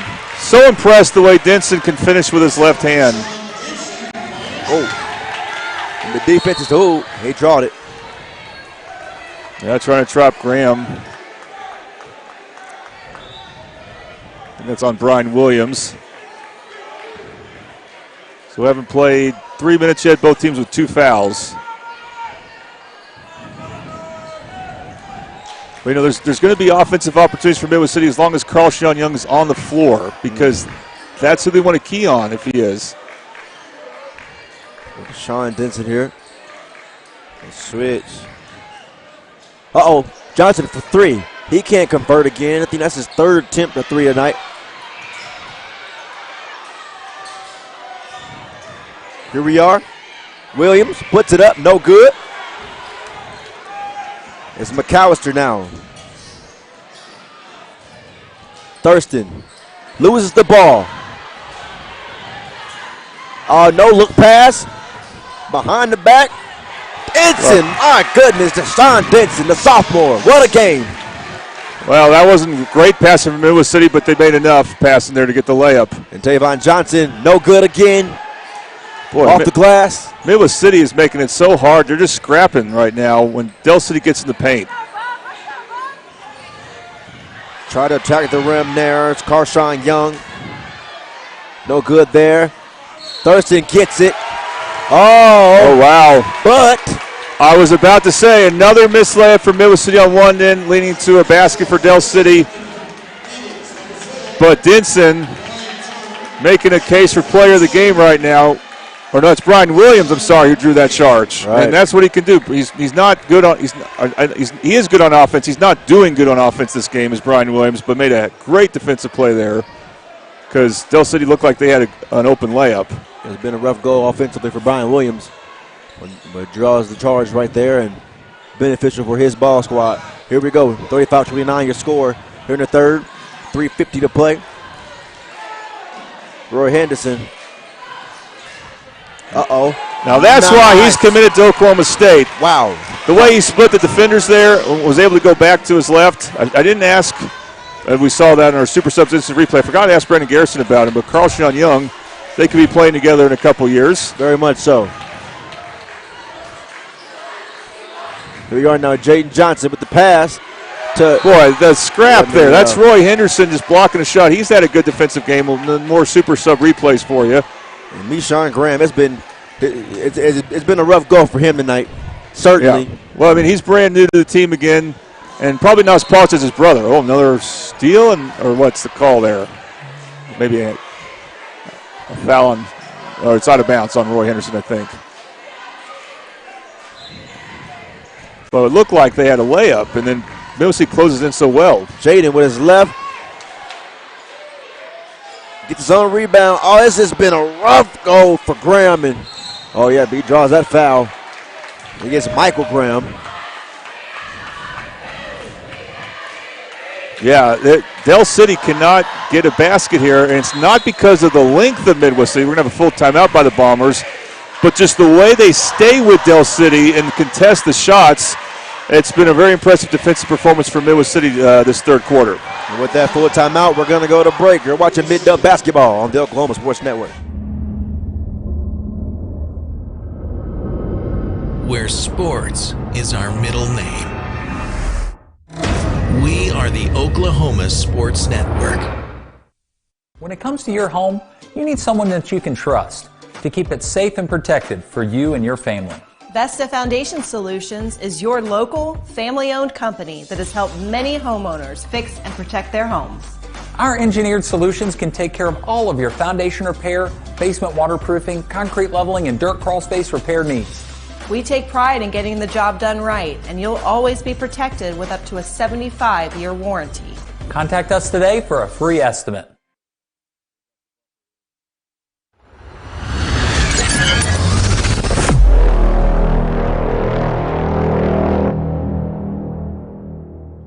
And we're back live here at John Smith Fieldhouse, home of the Eagles. Ray Maytubby and Jordan Ray on the call. For those of you just joining us, we're in the third quarter, which is brought to you by Rose State. Parents, you want to save money on college? Help your student get ahead by earning college credit in high school. It's called concurrent enrollment, and Rose State College makes it easy and very affordable. Apply today at rose.edu/concurrent. Here we are now. Jaden Johnson for the Eagles, matched up with Mark Jackson of the Bombers. Now, Roy Henderson, matched up with DeBrian Turner. Henderson puts it up. It is good. You could see, and I was surprised to see this, that he definitely has a size advantage on Turner. And if you give him a driving lane, he will finish just fine. They're running away with this lead, making it a 10-point game. It was just an Eagles lead by one. No, they were down 3 early this quarter. Yeah. Johnson.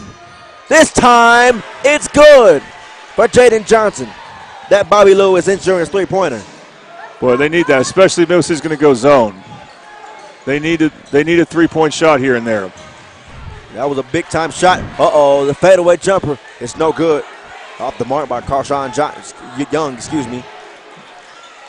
Well, you know Del City's got a run in them here, so you can't take anything for granted if you're the Bombers. He dumps it up. Oh, man, that's McAllister. He was going for it. Not quite ready. No, I'll tell you this student section, Ray, from Midwest City behind the scores table yelling overrated.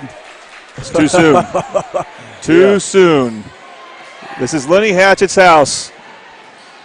Yeah. They can make up a 7-point lead quickly, or 7-point deficit. And we saw that earlier. It was a 10-point game with the Bombers and the Eagle Ladies earlier, and it ended up being a 2-point game. Yeah, Carlson Young is helping the Del City Eagles right now, taking a couple of ill-advised shots. And here we are right now. Jaden Johnson, the pass. Here, McAllister for 3. Arrow in and out. Put back up. That time, it is good. That's Meshawn Graham.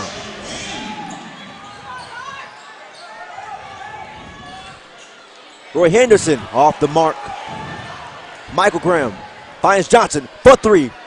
No good. Oh, Michael Graham knows. Well, a couple of mistakes by Del City on offense, or else they could be on a major run here. Roy Henderson took a good, or I should say, he made a good drive, but not a great shot. And I don't know how Coach Noel felt about that shot because it was so far off. But both the 2 leading scorers now are out for Middle City, Roy Henderson, Carlson Young, and Coach Noel will do that. He's willing to take those 2 out if they're starting to go a little too out on their own, if you will. Yeah. Here we are now. Oh, that's good. Good shot there. Brian Williams. Brian Williams. That's what I was going to say. That's kind of ill-advised because it's a long 2-pointer. Probably should have taken a bit of a step back, but it's still a timely response for Midwest City. Here we are now, and that is no good. That's Mark Jackson on the defense, forcing the travel. Midwest City's team defense has, for the most part, has been tremendous. But now Del City's going to go full court press, and they can be this isn't like the Del City teams of Brandon Garrison who never need to press much. Correct. This team can press. Oh. Yeah, high arcing pass. He missed it. And the foul. Boy, Brian Williams is he made a long 2 a moment ago, but he's having trouble finishing.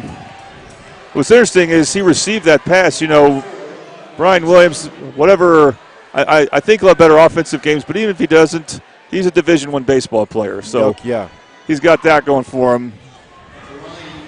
But he received the baseball pass, which is a common play for Midwest City. They like running that against a full court press.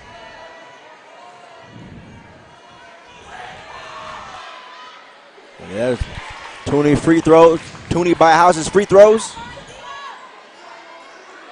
Good on that one.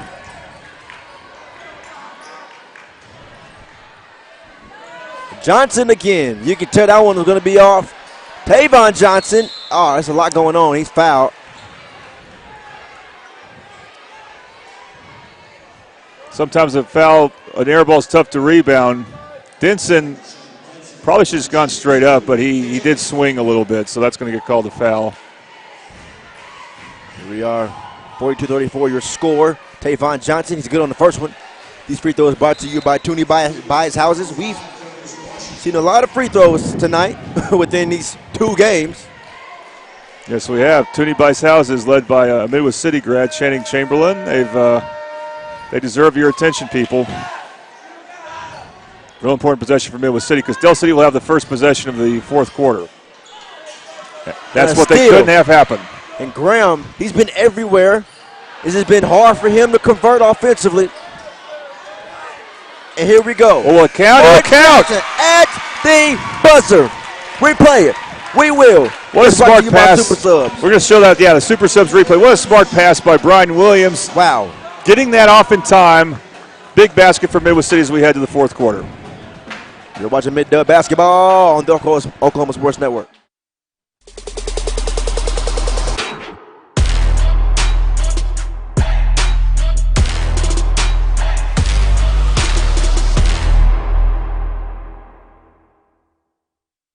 College is more than just going to class.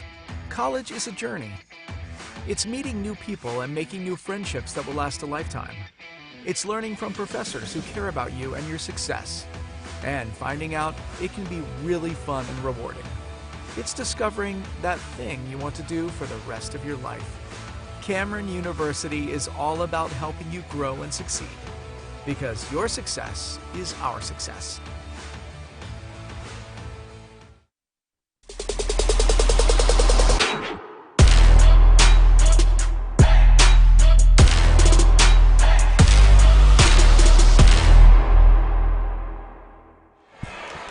And we're back here live watching Mid-Dub Basketball on the Oklahoma Sports Network 9-point game as we start the fourth quarter, which is brought to you by Buffalo Wild Wings. Come to Buffalo Wild Wings to support your favorite Mid-Dale winter sports team. Download the team card on your phone, show your waiter, and your team will get 10% off the proceeds.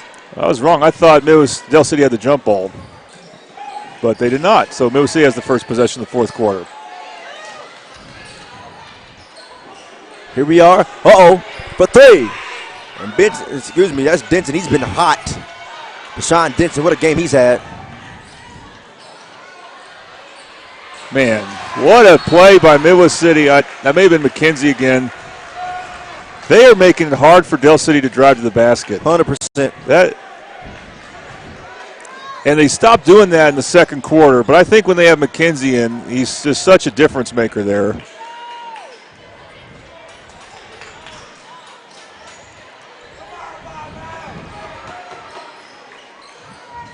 Here we are now as Denson.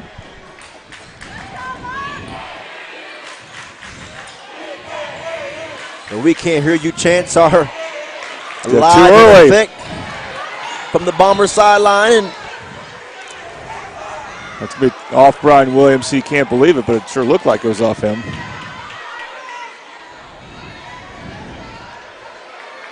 I shouldn't be getting too much on the Midwest City fans, but I'm just saying I understand. It's the respect for Del City. They're the team that's owned this rivalry this decade, and the team that's won 2 state titles in 3 years, although none of it with these players, but these are still Lenny Hatchett's players. Right. And they're going to be able to raise their game, I think, at some point. Like right there. Kentrell Thurston. He's so good at going to his left as Kentrell Thurston. Oh, wow. Well, travel. Wow.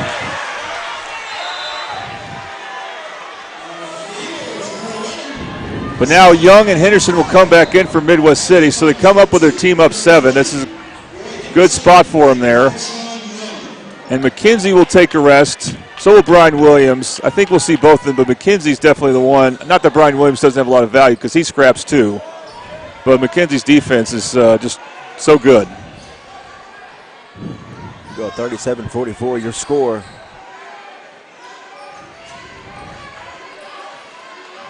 Pass here to the corner to Michael Graham. Graham puts it up. And heavily contested right there by Jarvis Nash. And he's fouled by Thurston. I mean, Jarvis Nash, he wasn't with his team for much of the preseason because of football. Now, Dell City has a few players like that, too. And, of course, they had a longer season. Right. But still, that's just an unbelievable defensive play. Oh, there's another foul by Thurston. Yeah, Thurston's holding his, he had his hands on his head for a second like he couldn't believe it. But that will be called a foul 10 times out of 10 because he got Roy Henderson's head.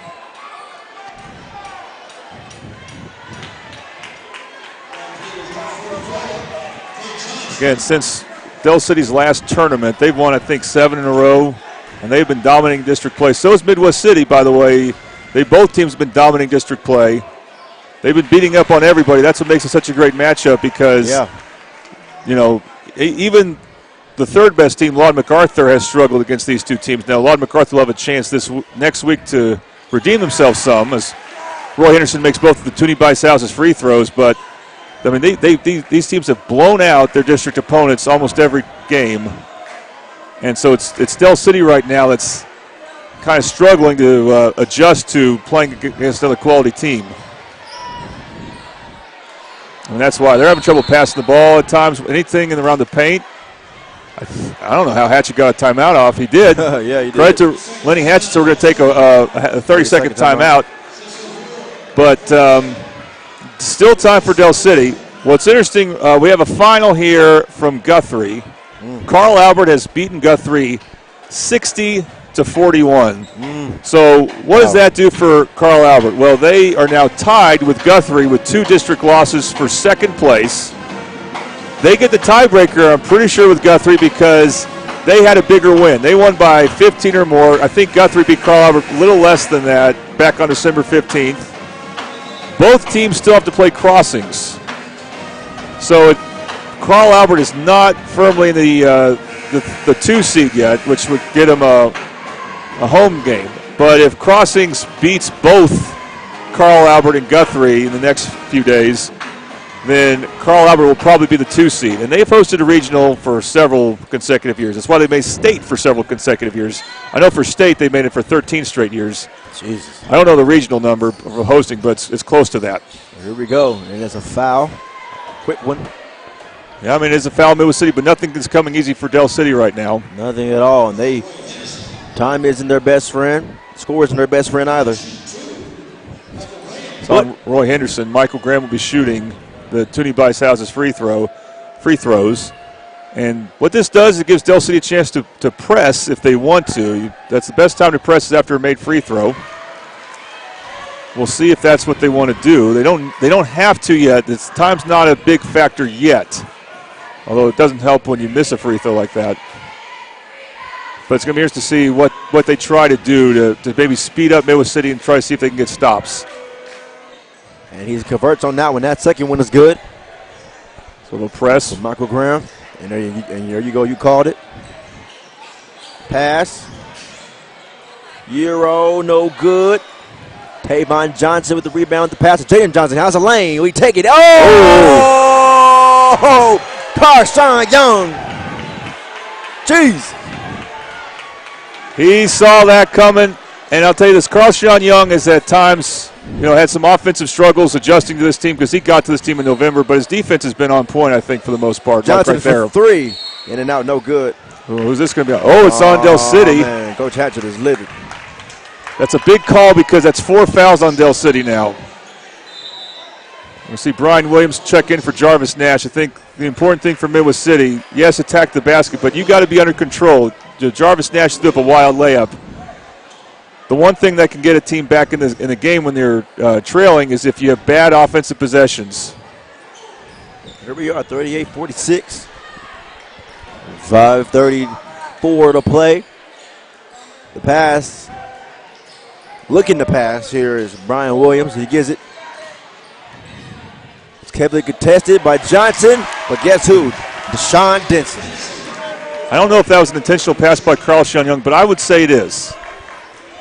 He drew 2 defenders. And good job for Denson, moving well without the ball, being around the basket there.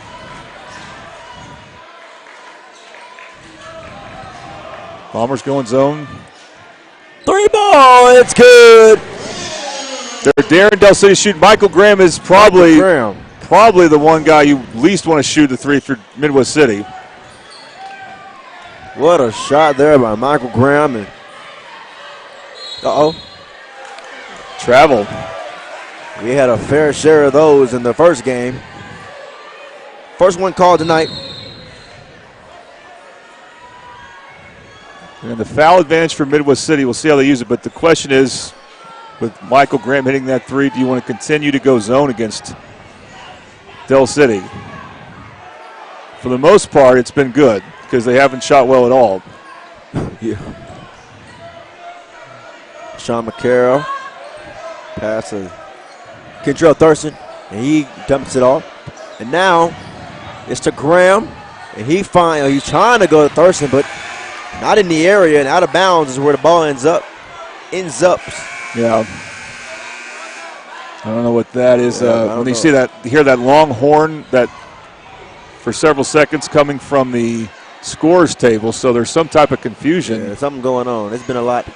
Which I don't know what it is because there wasn't a foul called. Usually when that happens, there's a confusion over the score or fouls.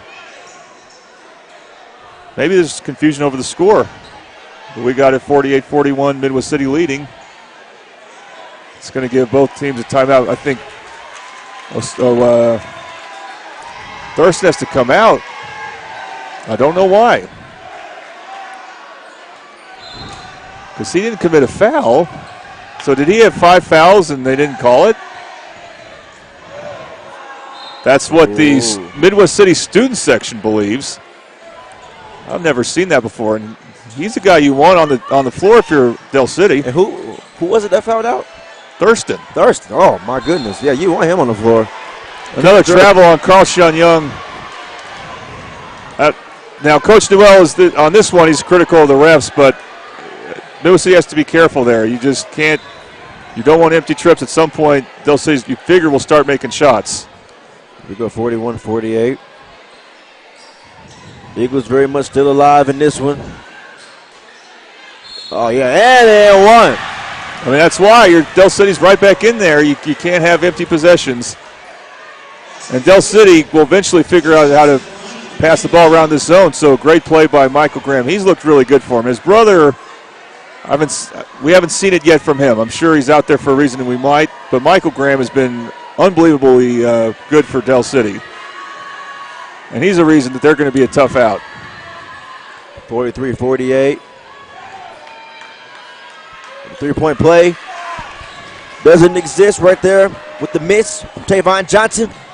Boy, has he played a heck of a ball game for the Eagles. Here we are. The drive and the ball knocked out of the hands of Brian Williams. And they're calling a foul, so it's 2 shots because of the we're halfway through the quarter.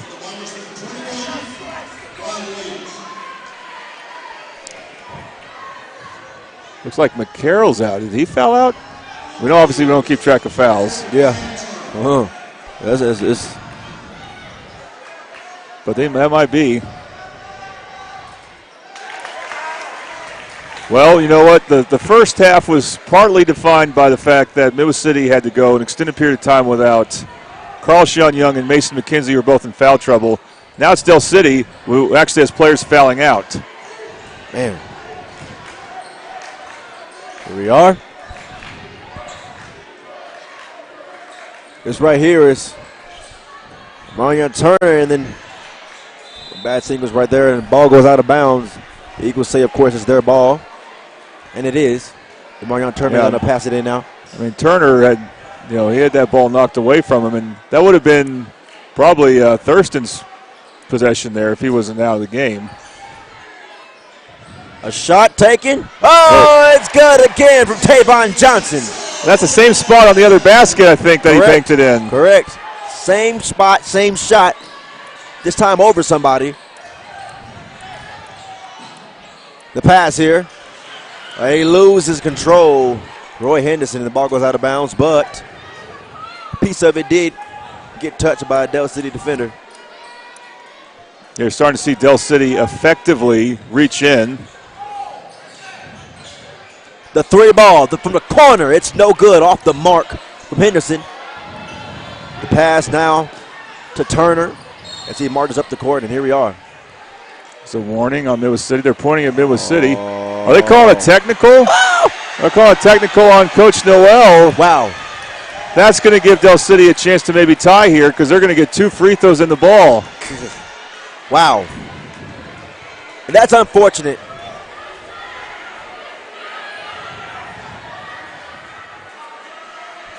(49-45), and they got Michael Graham up there for 2 free throws. Oh, in and out on the first one. You know, even though it's a close game, we haven't had the lively crowd that we had in the girls' game yet. Correct. But that may change. Yeah. It just might, but you're right on that one. The girls' game was electric. The boys' JV game was electric. He converts on the second one. 45-49, your score now. Well, I've been talking about Midwest City having good possessions, not wasted possessions on offense, but really now it comes back to their defense. And especially if they can get a stop in a transition basket, that would be what they need. Del City, obviously, you don't think 3, but still without 2 of their best players and fouled out, so it'll be interesting to see how they can finish. Obviously, Michael Graham will be the guy you would think for Del City. Boy, I don't know what Turner was doing there. Yep. Change of. Boy, Karshawn Young can't catch a break. Yep. What's that, his third travel now? Third travel this quarter. Yeah. Here we are, the pass to Graham. See what he finds to do. He finds his brother. He puts it in. Makes the score within 1. Just like that. It was just a 10-point game, ladies and gentlemen. Yeah, you said it, Jordan. Too early. This is Hatchett's house. Well, timeout by Coach Noel. Yep. Here we go. 30-second timeout. It's been fun. Well, I'm going to try to interview, want to remind people, the winning coach after the game. Who will that be? And the player of the game. Who will that be? And to be determined. The interesting thing here is, of course, Del City wants to win. Coach Hatch has told me he's really content with that 2 seed in the district if they get that. Not that he doesn't want the 1 seed if they can get it. Now, for that to really be in Del City's control, they need to come back, which they're doing, and maybe win this game by 3 points or more. Because Midwest City beat them by 2. If it's a 2-point win for Del City, then it just comes down to district points. Midwest City has an early advantage there, but there's still a lot of basketball to be played. Midwest City has got 3 games next week. Del City has only 2, including one that could be really tough against Lawton MacArthur that we'll have on the network. Of course, Midwest City also has Lawton MacArthur, but they'll be at home. It'll be senior night for them. Here we go. 48-49 your score. Come back here by the Eagles. Let's see if the Bombers can hold them off. Match up against Johnson. Steps back. In and out. No good. I don't get that shot. That was Brian Williams again. And the Eagles slow it down. They were saying about 5 minutes ago, why so quiet is loud in here now. Oh, it's a turnover. It's a 10 count on Michael Graham. And just like that.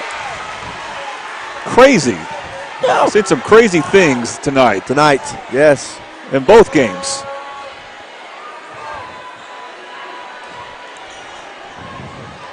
I mean, refs don't even, you don't even expect them to think about that in that situation. And down goes Graham. Finds his way back up. Roy Henderson taking last-second instruction from his coach. Slow it down. 2:14 to play in this ball game, y'all.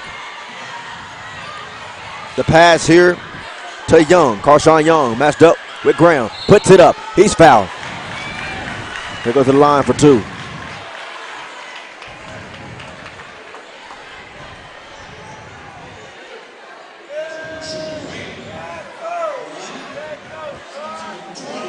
Well, this will be one of the defining things now, free throws. Man, that's real.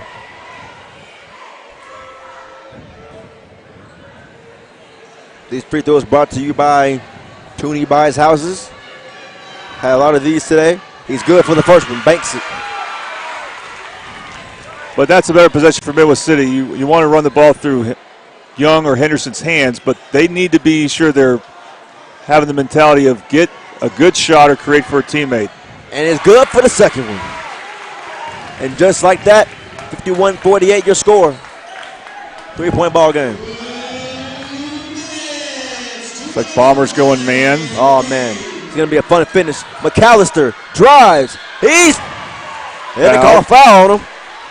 Not sure on who.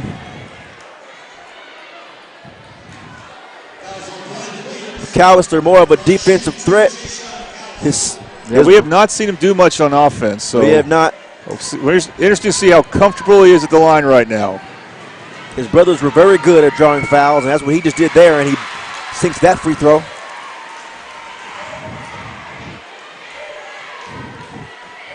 If I'm not mistaken, is Jashawn was his oldest brother, not his oldest, the next one. But makes both. Anyway, I was going to say, his brother last year had troubles at the free throw line, so good job for the younger McAllister there. You know, those McAllisters, man, they were fun to watch playing basketball under Coach Hatchett. Henderson with the pass to Denson. John Denson messed up with. We have a timeout again, or a foul. They pointed at the Midwest City bench, but it's a foul. It should be. So this is the guy you want the free throw line for Midwest City is Denson. Man.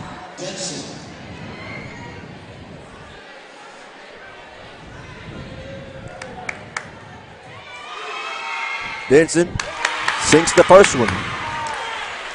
Now, if he makes it, will Midwest City continue to press? I don't know if that's the right defense, but if that's, Coach Noel wants, that's what we'll get, obviously. The problem with this defense is if Del City can break it, they can get a quick shot. You called it. These free throws just might seriously be the deciding factor in this ball game. 1:28 to play now.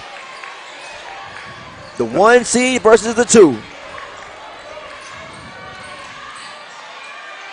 No great good. defense by Young. Here we are right here. Henderson matched up with Graham. No good. Oh, no good again. Ball knocked out and they call a foul. It's going to be free throws for Graham. That's just a terrible sequence. Wow. That's what can frustrate you about Roy Henderson is, if you're going to take a layup, you want it to be an easy layup, and he just gave him the ball back because he took a really tough one. And back to the free throw line goes Michael Graham. Trying to make this score within 1 again. Graham sinks it.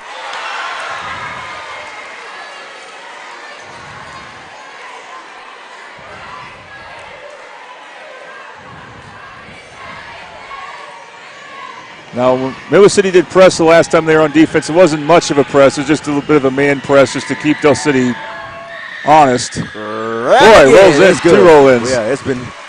Here we're going to have Del City call full timeout. We'll see what type of defense they have when we come back. We'll be back. You're watching Mid-Del Basketball on the Oklahoma Sports Network.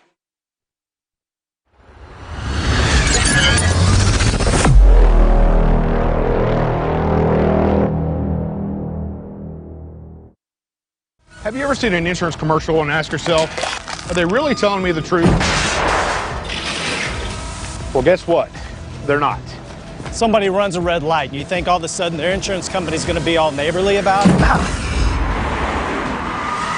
Insurance companies aren't in the business of saving you money. They're in the business of keeping your money. So remember, save our number in your phone so when tragedy strikes, call Rob and Will.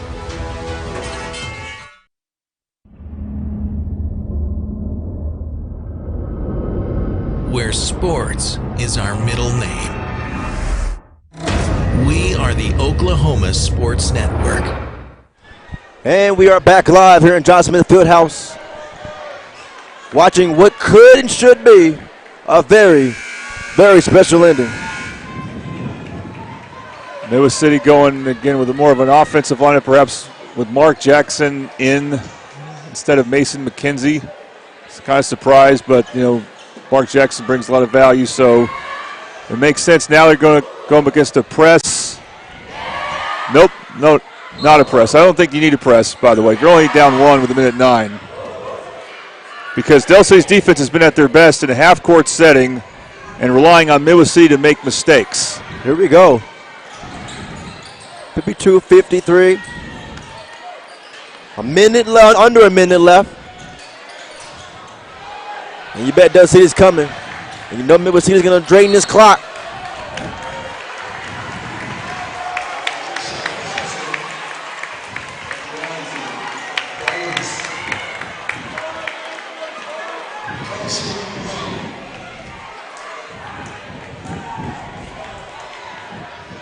More Tooney Bicehouse's free throws.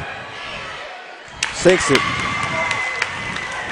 See the routine for Carl-Sean Young? He extends his hands out to give a high five to his phantom teammates, even though because he doesn't have any along the lane there. But it's part of his routine. And why not? It works. He's done that part well. He's had some struggles, but he's 6 for 6 from the free throw line late in this game. Here we go.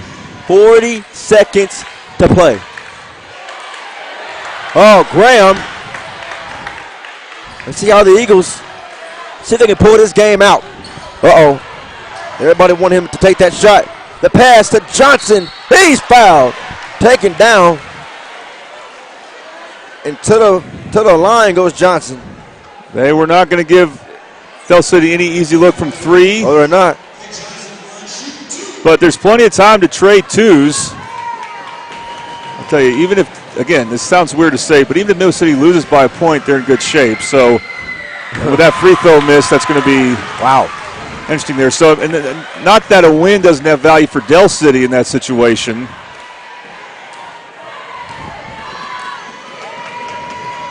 It's just that's the world we're in now, Ray, with basketball districts and tiebreakers. Yeah. But still plenty of time for Del City to win by several if Midwest City doesn't play their cards right. And another timeout from Coach Noel. All right, so we'll keep it here. I'm going to talk a bit about what I meant. Because Midwest City beat Del City by 2 points on December 15th, for Del City to get a tiebreaker against Midwest City, if these teams split, they got to win by 3 points or more. So a 1-point win for Del City, it helps them secure a 2 seed. Not that they secured it yet. It makes Midwest City, it puts them in a situation where they can have a lot on the line when they play Lawton MacArthur on next Friday. A game we'll have on the network, by the way, where they can't afford to lose that game. So there are consequences to losing by a point or an overtime. If this game goes into overtime, it's only 1 point district-wise for Del City and 1 point less for Midwest City. So no matter what happens in overtime, if Del City wins by 10 in overtime, Midwest City will still have the tiebreaker. So why is that important? Well, you're in a position where you control your own destiny. And so that's what Midwest City wants to come out of at the minimum. They control their own destiny. You still want to win. You're not thinking about, well, if we lose, make sure it's by 1 point. Right. You're not thinking about that at all. But we think about it in the media because we're thinking about what are the consequences for this besides the rivalry itself. We don't want to forget the rivalry aspect, of course. From 2020 to 23 last year in the game we did, Del City has beaten Midwest City for 5 times, 5 straight times. That was unheard of in the past. You know that. 100%. So Midwest City with a chance to have a season sweep. Big change in reversal for them. Big change. A lot of new faces on this Eagles team, and we'll see how they'll flare out in the end. And another guy you want there. You want Roy Henderson at the free throw line. Oh, yeah, certainly. You got Mark Jackson up there. Oh, sorry, Mark Jackson. They look so much alike. Sorry. Yeah, you're right. Mark Jackson's hit some shots this game. It's that hair. He misses As that I one. say that, well, Midwest City was kind of due for a free throw miss. They hadn't done that. And if they make this, I think it's too early to foul on purpose. But how will Midwest City defend the three-point line? And Del City, they're going to go with all guards here. Carl-Sean Young is not going to take anything for granted. He's going to crash the offensive glass. He sinks that one. The Eagles need it. And a 3. Here we go. Oh, that's a foul. Wow, yeah. And Carl Young didn't want that. I don't think you don't want that with 20 seconds. Yeah, Madre Sanders. I don't know. Has he been in? Oh, he's not been in tonight at all. No. And he was our player of the game, right? Yeah, against last Lon time. MacArthur, Yeah, just for making threes. Yeah. Oh, yeah.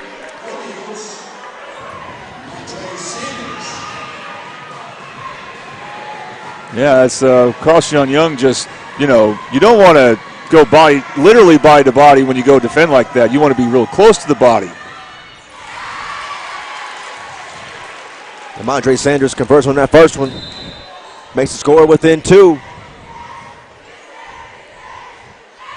Some sub confusion here. I think he's going to come in for the shooter, this Del City sub. Didn't get a look at his number. But Del City's shorthanded right now. That's why you got to give him credit for keeping it this close. They are shorthanded. Without 2. Oh, Madre sinks it. Simon Calster's coming in? Yep. Makes sense. A defense for offense sub. Yep.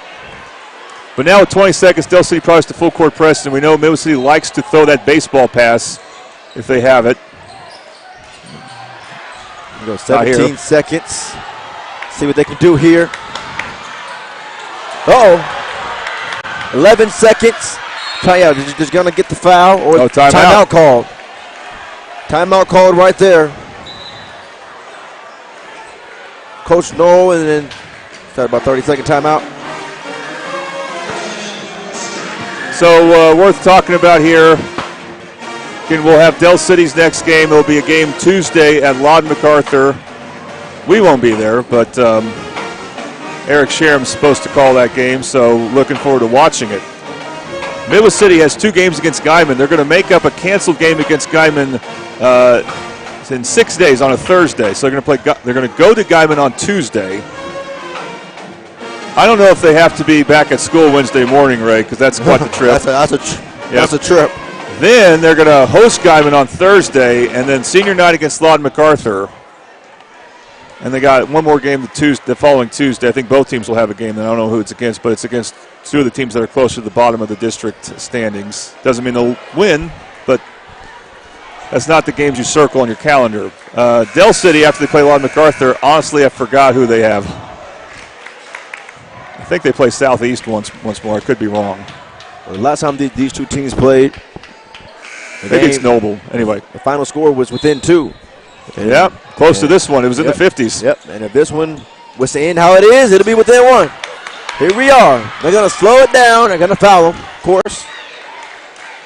Right, they took about 2 more seconds off the clock.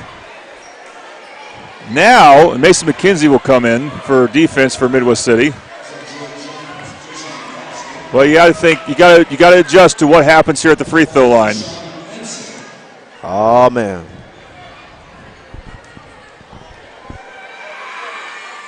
He makes it. You need 2 to tie, 3 to win. For Del City, they're going to pat Madre Sanders come back in, and he'll come in right now for the Eagles. For Darius Washington. Need that offensive presence out there. Now, if he misses this, an important message for Midwest City, don't foul. Yes. If he makes it, you might want to foul. Yes. He misses it. 5 seconds. Sanders, he has to hurry up, and a timeout is called, I assume. Coach Hatchett got it in. It's not everybody on their feet in this one, including me. Boy, you have a couple free throws with a chance to die. So the Del City's missed a couple. So it's kind of evened out in that regard. And it wouldn't have iced it, but you really love to have this 3-point lead here because you can, again, you can foul if you want to. Yep. If I was Midwest City, I would definitely deny fiercely the ball from Michael Graham. If I'm Del City, that's exactly what I try to get him the ball. I think there's no question, Turner could probably push the ball up, but he's been a bit shaky this game. And, of course, you don't have Kentrell Thurston or McCarroll in, and that's correct. Those are 2 guys you'd like to have in the situation. Wonder if Coach Hatchett will Keep Amadre Sanders in there. Not a bad idea. Put him at the opposite corner just to occupy someone. Although you don't have much time for you can make a couple passes in 3 seconds, but they got to be quick. Well, they don't. They put Darius Washington back in. Dell City I'm talking about, as well as Tavon Johnson as well. Mario Turner, you have 3 seconds. Here we are. What's the call? He called foul. Oh my goodness! And it's going to be on Tavon right here. All right, he's hurt. Wow. Not the worst thing. Well, you don't want to see anyone hurt. But if he's hurt badly, Dell City can choose the free throw shooter. It's the opposite rule in the NBA. That is, yeah.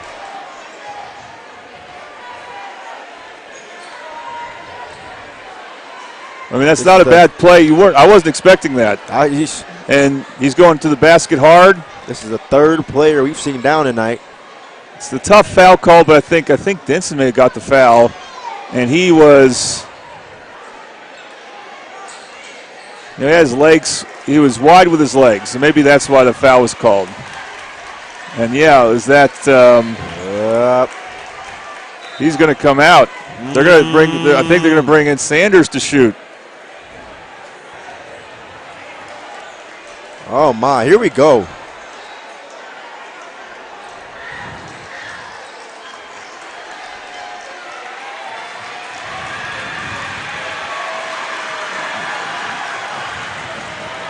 We're going to have it. Had that area swept up. McAllister with the towel there. Yep. Ref guiding him of where to clean up there. They have a potential overtime right here. This will be the end of the ball game. Takes one missed free throw.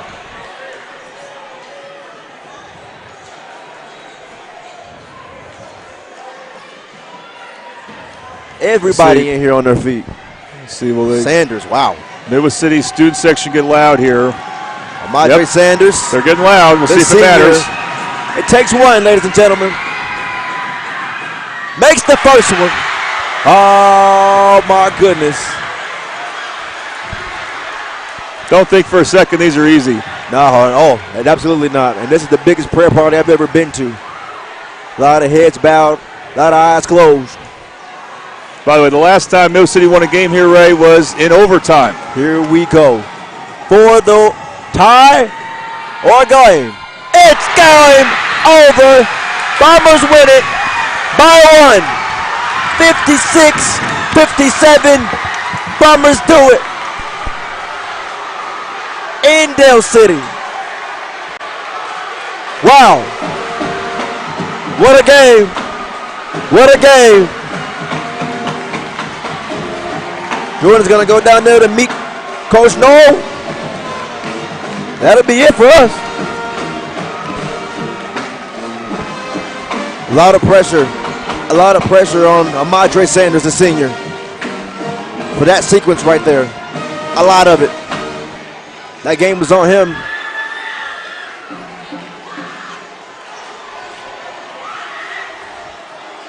If you're a real fan, you know that one play never determines a game. There was a lot of things earlier in this ball game that could have changed the outcome for the Eagles. Shout out to Amadre Sanders for taking that responsibility. Because like Jordan said, don't think at all. For a second, that was easy. And we're going to await the interview with Coach Noel. And our player of the game as well, which is brought to you by Eastside Church of Christ. All right, Ray, ready. We good? All right, Coach, hold on. And that was a game where we had to survive the first half with Mason and Carl Sean in foul trouble. And then Dell City, they're pesky, and they said their floor. They made a comeback in the fourth as well. How'd you survive? Man, guts, man. Hard. It was tough. Like, these are games that we got to win, man, because come playoff time, this is all we're going to see. You know what I mean? We've been winning games by 15, 25 plus, like, so we don't see it like that often. So it's just tough to come in a great environment and get a win on the road, too, man. So that's big time. What does it mean to sweep Dell City after, the last few years? It's everything, man. That's what we do, though. You know what I mean? That's what it's about. So it's a great feeling. All right, well, you guys are undefeated in district. I mean, it's a good chance you got that. You don't have the 1 seed officially wrapped up, but you're in good position for it. What does that mean to win the district? That's huge, man. With a new change in district, I think it's huge. So come and win district, man. First time. All right, Coach, congratulations. All right, this is our player of the game here, Deshaun Denson. Deshaun, your team was dealing with some adversity when 2 of your guys were in foul trouble, and you helped them stay in it with some scoring throughout both halves. How'd you do it? What was key for you guys? No, not having Carshawn and Mason that first half, it was big. But God stepped up, we made shots, and we defended, we played hard. Now, you're obviously a confident player, shooting threes and all that. What do you attribute to your offensive skills to? How is it that you're able to do what you do? I work on it. I'm always in the gym. I'm always working on other stuff other than shooting. I know I can shoot, but just showing everybody else I got more in my game than just shooting. That's a big part. What does it mean to sweep Del City and be on your way perhaps to winning the district? It means a lot, especially after last year. Being a part of that, we lost to Del City last year, so just going 2-0 this year against them, it's a great feeling. All right, Deshaun, congratulations. Thank you. All right, Ray, coming back there. We'll talk up here in a minute. All right, thank you, Jordan. It's been a great one, ladies and gentlemen. Ray Maytubby and Jordan Ray on the call. And for you all still tuned in at the moment, again, thank you and so long. You're watching Mid-Dub Basketball on the Oklahoma Sports Network.